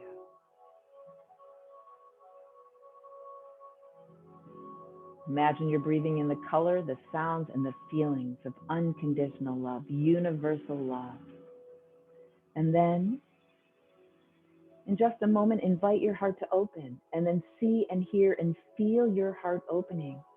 Maybe like a rosebud opening into a magnificent purple rose, or like a door opening, tunnel flowing, or vortex spinning. Invite your heart to open and see and hear and feel your heart opening so you can breathe in that love, unconditional love, universal love. Breathe in love and out love, so love is in you and surrounding you. And to amplify that feeling of love even more, you're going to choose a moment in your lifetime where you felt very loving or very loved or both. Now that memory could have been yesterday or many years ago. It could have been holding someone, being held, dancing, petting an animal. A time when you felt really connected to yourself or creator. So choose that memory now. You might have a few, just pick one for now. And in a moment, you're going to time travel back to that memory so you can relive it and reconnect with that wonderful feeling of love, your true self, your true essence. So with the count of 3, begin time traveling back to that loving memory. 2, trusting your impressions. 1, be in that loving memory now. See the details, hear the sounds, feel the love, feel the texture. Rewind it, replay it, make it bigger and brighter. Immerse yourself in that wonderful feeling of love, unconditional love, universal love. Rewind it and replay it and really recognize the real you, love. And breathe that wonderful feeling into your heart, into every cell of your entire being. Love. This is you. This is a state. This is an emotion. This is a vibration. This is the real you. And as you breathe that wonderful feeling of love into your heart, in you and around you, make a promise now to stop self-criticism, to have your back, to become your own best friend. And as you do that, and you promise, this is how you can truly create and achieve your goals and intentions and heal in every way. Promise to love and accept yourself more and more every day in every way. And when you've done all of that, nod your head.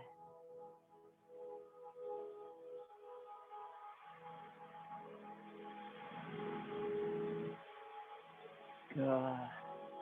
Very good. Now it's time to go back to your higher self sanctuary with your open, loving heart so that you can trust your impressions, whether you see or hear or feel. You get to invite your higher self, unless your higher self's already there, and you can invite in any of your guides. I'm going to count backwards. You're going to trust your impressions, and you can invite in your higher self, your angels, guides, to your higher self sanctuary, trusting your impressions, however they show up. 3, go do. Trust your impressions. 1, invite in your higher self now, and perhaps one or more of your guides. And welcome and greet your higher self and your guides, however they show up for you. You might see them, you might hear, you might feel, sense, or just know. You might feel like a blanket wrapped around you or wings wrapped around you.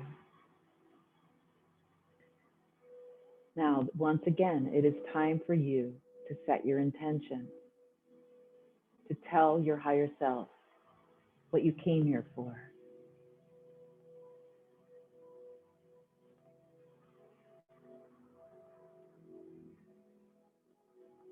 What you want.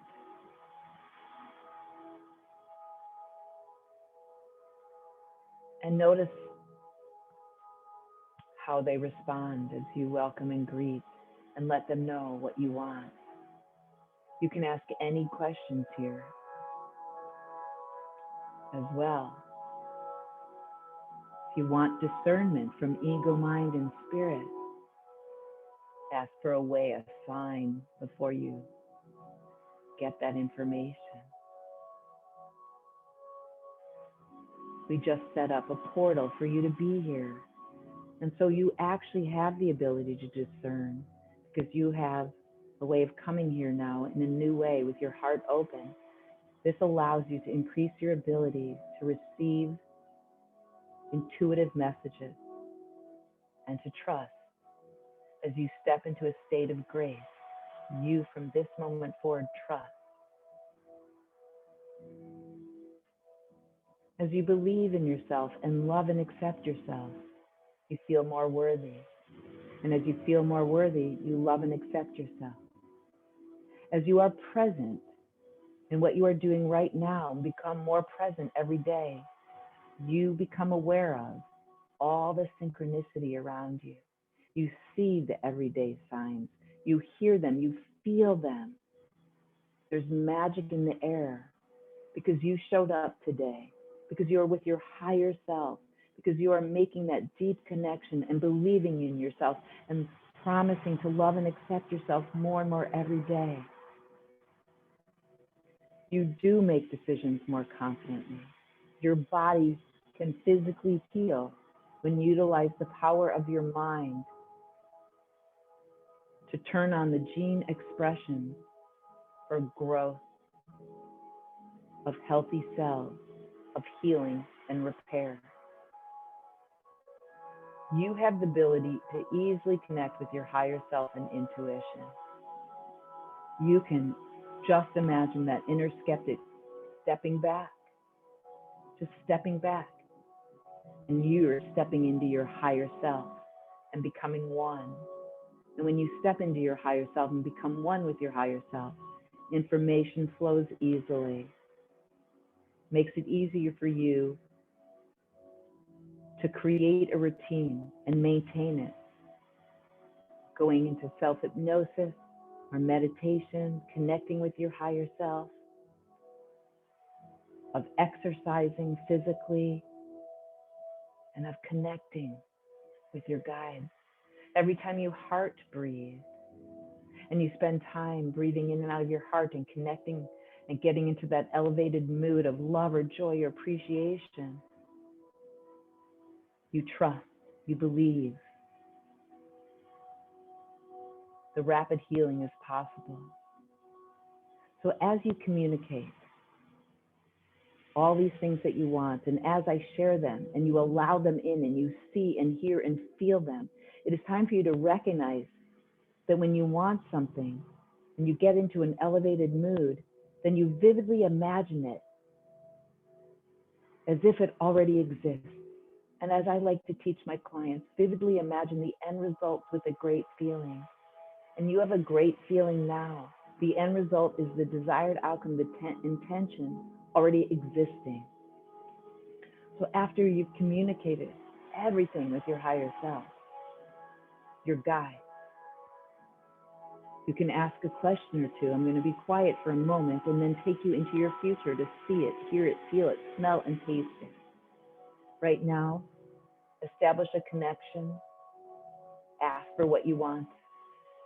And if you wrote down an idea of that dual communication system, of how they can send you a sign that they're listening, like a spouse bringing roses, or somebody you want to connect with calling,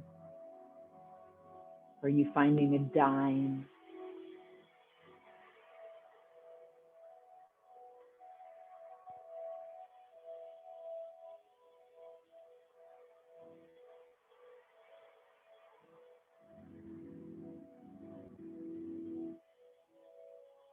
And sometimes the answers come now and they come later. You're on your path of trusting. And now you're going to go out into your future. So thank your higher self. Thank your guide. Thank yourself. Honor you. And look around at the beauty around you. Feel that gratitude for Spiritual Frontiers Fellowship, for all the energy and work, for you showing up, for the beautiful process of hypnosis, making it easier for you to let go of what no longer serves you. You can imagine the most soothing, healing, relaxing energy flowing into you, so it makes it easy for you to take off weight, to feel great, to heal your body. You can bathe a healing light and energy in your higher self sanctuary in any part of you. I bathed a healing light on my neck the first time I was being guided into hypnosis, and I healed my chronic neck pain. You can bathe that healing light on any part of you now.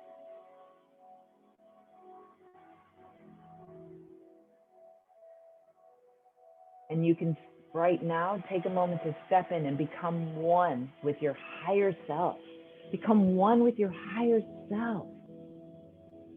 So you are in a higher vibration, trusting, connecting, knowing that when you become one with your higher self, you see in a different way, you hear in a different way, you feel in a different way. It's an upgrade, an update.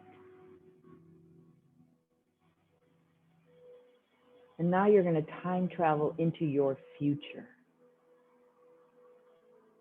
You're going to time travel into your future to see, hear, and feel your intentions already completed. I'm going to count from 1 to 3. When I get to 3, I'll snap my fingers and you will be in your future. You will see the evidence, hear the evidence, feel the evidence. 1, moving forward in time into the quantum field of possibilities, into the future that you want to create. 2, moving into that quantum field, that future. 3, be in the future now where you have created and achieved your intentions and goals. See that future you right there. Hear that you, feel that you. How do you feel when your body is healthy? How do you feel when you see signs from Spirit every day? How do you feel when that skeptic part of you is gone and you feel worthy and you believe in yourself and synchronicity is everywhere and you trust your intuition? When you're in a higher vibration, is there joy? Is there gratitude? What are you doing differently? Are you more at ease when you're at home? Are you talking to more people? Are you helping more people? Are you noticing people around you feel so much better because you're in a higher vibration? What's different? in the quantum field when you've achieved it? What are you doing with your health?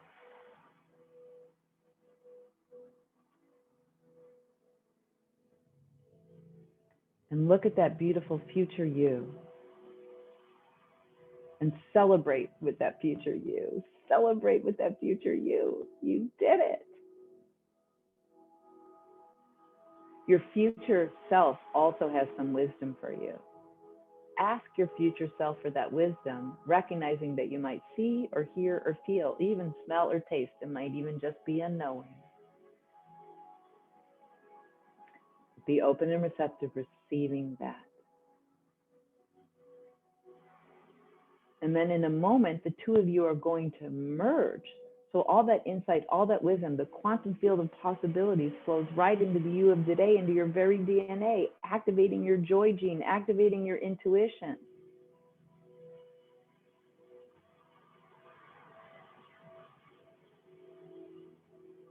So become one now.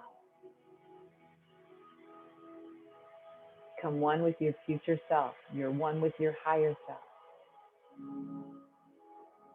And then zoom on back to your higher self sanctuary, because we're going to do one more thing in your higher self sanctuary. As you get more and more comfortable there, there might be a new element. Just get super comfortable, because in just a moment you're going to go into your pineal gland, that pine cone shaped pea-sized gland. You can just imagine how you're in there any way you want. I like to imagine myself sitting there with my legs Indian style, cross-legged, and a pyramid for healing. So 3, 2, 1. Imagine yourself now in your pineal gland. And go ahead and clean it up. If there's any minerals that don't belong there, there's a little vibrating finger, you can activate it.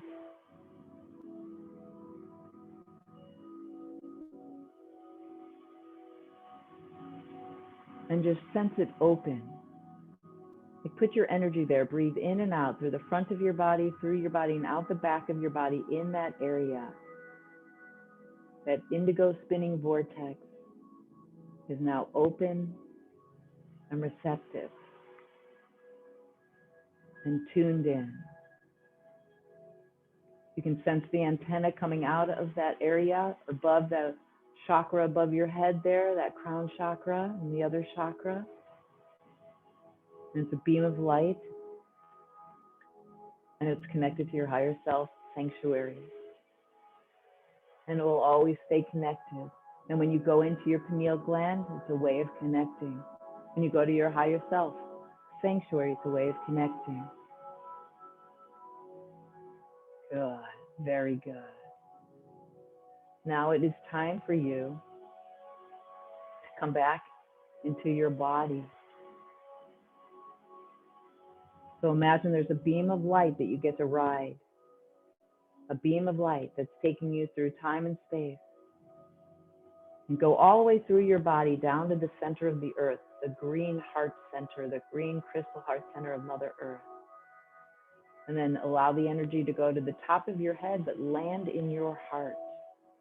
Go ahead and put your hands on your heart and say hello to yourself again, or hey, say hello and say your name and say, I love you.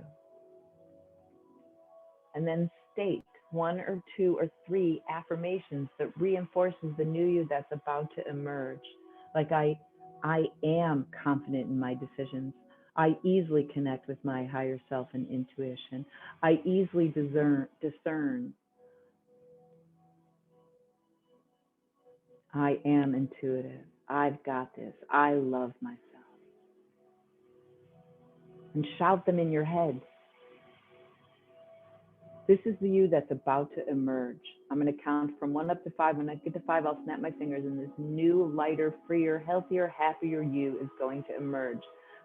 Much more intuitive and loving of yourself. Starting right now with the count of 1, take a big, deep energy breath in. 2, speeding up with this wonderful feeling of well-being.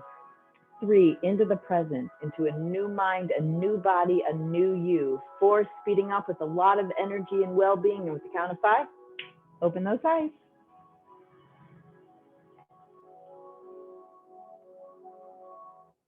Oh, I guess I could leave that on for a little bit. Hi, everybody. Welcome back.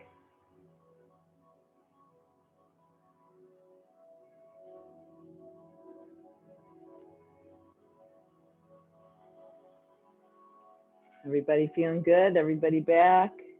Good.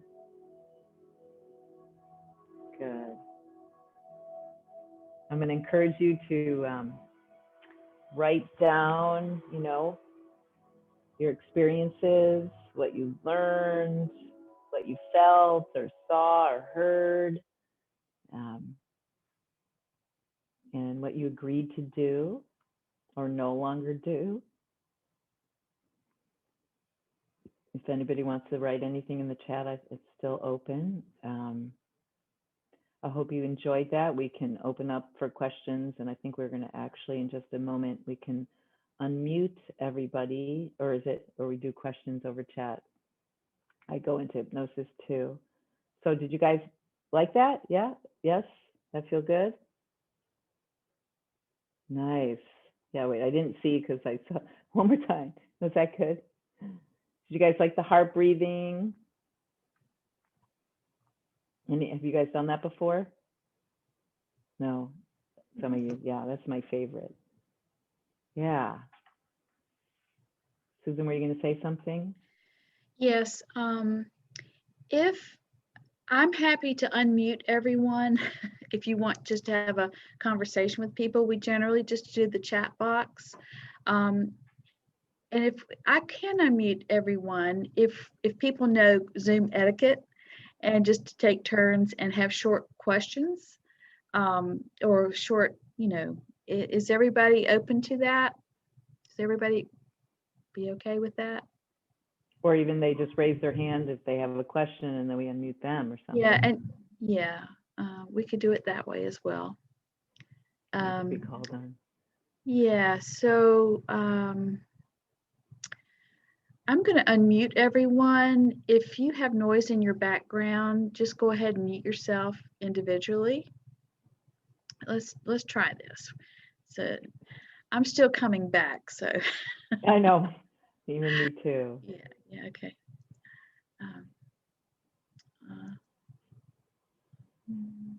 Yeah, if you guys have anything you want to share, I want to remind you, like, some of this can be subtle and you might not notice it. And I see the synchronicities and see all the time, and I always squeal.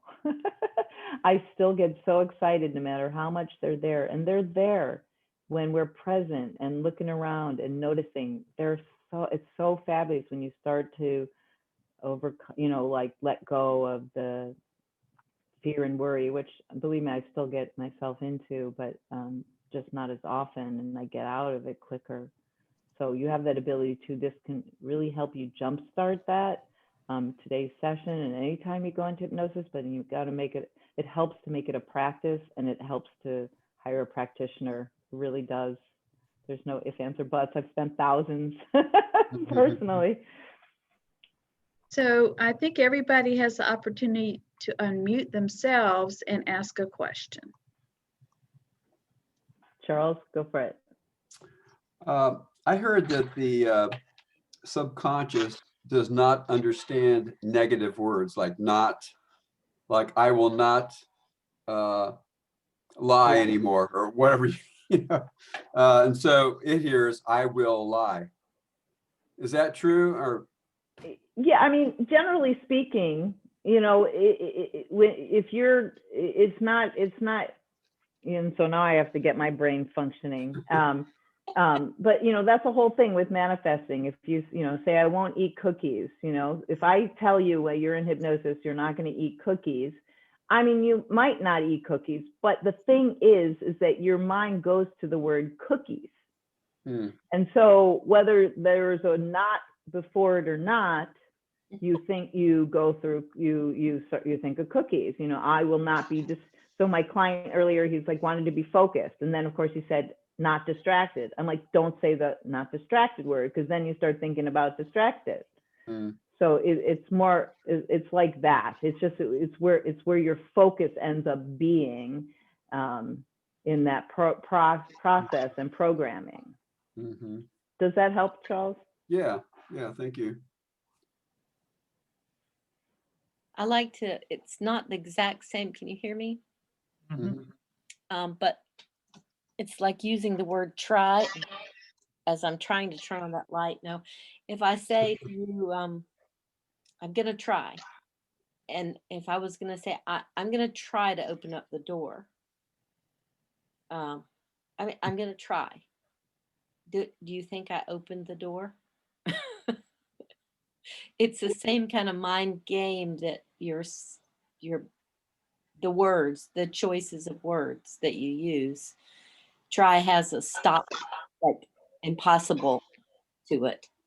It's different than not, but it's similar in that it's a choice of word that isn't helpful when you want to reach the goal. So you want to program what you want, not what you don't want, right? Yeah. And that's really what it comes down to. But it is a thing, you know, that they do talk about. And even as a hypnotist, when I deliver suggestions, it's just, you know, I'm not going to say don't eat cookies, but not to say that that won't work for some people, you know.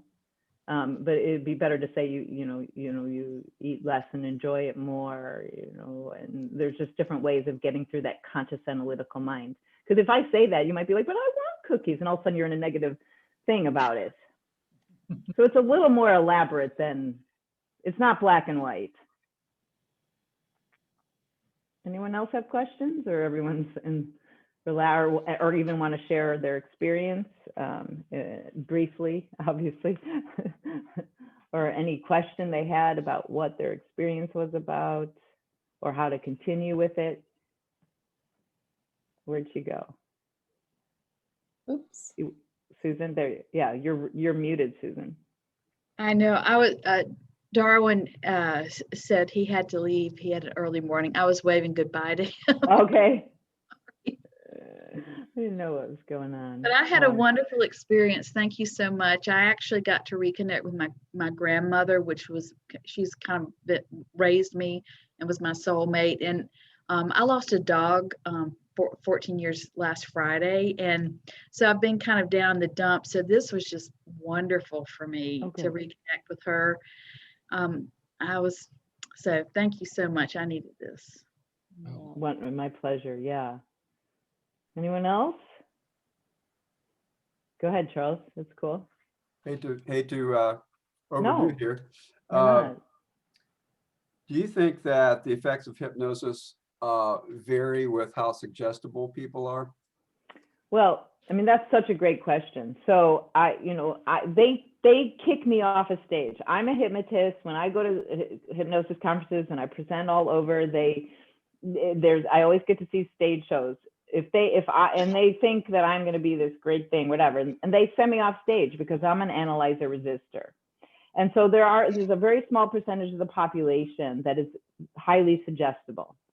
And they're the people who are going to be your stage show king and queen. They're going to be your star. But they're a very small percentage that they're like that. And I thought for sure those people, when they came into my office, would make the most profound change. And that's not true. They still do a great job of getting in their own way. They all, don't lose the weight, whatever it is, it's fascinating. So, it's really what you want. It's, learning these tools, and, hypnosis just makes it easier for you to manifest and easier for you to get what you want and doing the healing. So it's cool that you're interested in all this. Mm-hmm. Maybe they're more suggestible to their own negative thinking. Or something. Exactly. Oh, that's a great way to put it. I mean, for them, it's hard for me to embrace because it's not my experience. Like if I'm up on stage, I mean, I can be in hypnosis, but then I want to watch what's going on and I want to peek, and then I take myself back into hypnosis. A little wine can help, but for them, it's very real. Like, not real, but like it is somewhat real, but they're very absorbed in the experience. So for them, that's what I mean by real. You know, they're still not going to go and do anything that they wouldn't do. I just want everyone to realize that this is a powerful healing tool. Can you guys still hear me? I think these went, okay. Yeah, that it's a powerful healing tool. And it's a great, you know, great state, and it's great for everything. When people tell me, oh, you know, don't hypnotize me when I bump into people, I'm like, no, really, you want me to hypnotize you? You know, they have this, you know, there's so many weird stigmas, and it's like the best thing ever. Anyone else? I can't encourage you enough. I'm gonna, you know, I should give you a limiter that you have to, you know, call me within, I could say, a month or something, you know, but I'm not too good at that. But, you know, just to use the $50 savings, okay? Yeah. You know, has hypnosis been used to induce lucid dreaming? So hypnosis can be used for everything. So I have people who want to use it for lucid dreaming to enhance their intuition. I had a guy that wanted to do it because he wanted to be able to hear his wife more. She had already passed on. You know, so anything, as you saw today, we're mentally rehearsing, we're practicing, we're connecting, we're setting intentions, we're getting into a high vibration, we're vividly imagining them, it already exists. So no matter what it is, if you want to be better at lucid dreaming, you know, there's a few protocols. There's still protocols that, you know, you want to do to help with the lucid dreaming, but hypnosis can help with everything, with nightmares too. I mean, and people who have dreams, you know, the past life, you know, so I've had a person who just kept having a recurring dream. And so we went to that past life, and she's, you know, she doesn't have that dream anymore. She understands it more, and she let it go. And nightmares for little kids, it's good for everything. You know, I'm a peak performance coach, you know, Catherine is too. And, you know, I work with a lot of athletes and also, and it's a nice break from anxiety and depression and insomnia. I mean, that is a, you know, rampant right now. And right now, like just a few months ago, almost all my clients were like around 20 years old, you know, a few years younger, a few years older. I was like, wow, it just was sad. But I mean, I think they're getting better and they're coming out of it, but they were really hard with COVID. Thank you. I really appreciated the healing, bathing in healing light, because I am getting ready to go through surgery, and I have been able to use hypnosis in the dental chair to stop bleeding and also to not use Novocaine, and I've done that successfully. But of course, I'm going to get a nerve block from them cutting into my shoulder. But at the same time, I want to also use hypnosis, getting ready for the surgery, to visualize and to set my intention for very complete, rapid healing as fast as I'm able to do it. It's really important. It's really great for that, as we both know. You know, Yeah. There's so much research backing up. You know, it reduces infection when you do hypnosis before it, and then it speeds up recovery. It's fascinating how effective hypnosis is for surgery, and it should just be, you know, part of it. And then, you know, because people are like, oh my God, I've got, you know, surgery, and then what are they imagining, what they want or what they don't want, right? It's easy to, like you said, the white coat or whatever, it's easy to fall into that, you know, and you, like you said, you got to do something with it, like tell it to take a step back, throw it out in the outer space. I don't know. Find a way to get rid of it and focus on what you do want. Yeah. It is a practice. It is not just a one-time thing. I think people think it's a magic wand, and it can be, but it's not always. There's your magic wand. It helps, but yeah, the practice makes it last a lot longer. Well, all right, you guys. What's that? Wonderful tonight. Thank you so much for doing this for us. So reach out to me, you guys. Yeah. So just to let y'all know, this will be on YouTube in the coming week or so. It'll be edited slightly, but you are welcome to go through this again if during your day you want to just tune into the end part. So Do you guys anyway, need, can I say one more thing too? If you, or absolutely. I mean, it's just if you like my Facebook page, business page, Enlightened Living with Randy Light, if you want to write a review or a recommendation, whatever they're called, that would be awesome. It's not necessary, but you can follow me. And I used to have a program every week, and there's all kinds of cool things like the 1 million meditators that I do, which I forgot to tell you all about that. Okay, whatever. So should I put my information? I'll tell you my information. We can put it, and you guys are also welcome. So you can go to my website, randylighthypnosis.com. It's Randy with an I, randylighthypnosis.com. And you can email me at randylight@gmail.com, randylight@gmail.com. And you can call me or text me at 219-929-8726. And probably LinkedIn or Instagram, all those things. But, Facebook, I have a business page, Enlightened Living with Randy Light, and then, my Randy Light thing. So reach out to me, message me, say hello, let's be friends. And I just wish you the very best in life. And I thank you, Susan, the Spiritual Frontiers Fellowship, for doing this. And Catherine, thank you for bringing me in. And you're all beautiful. Thank you. It was great. Thank you. Yeah, it was wonderful. So thank you again for everyone coming tonight. Remember, April 1st, not a joke, it's going to be April 1st, not kidding here.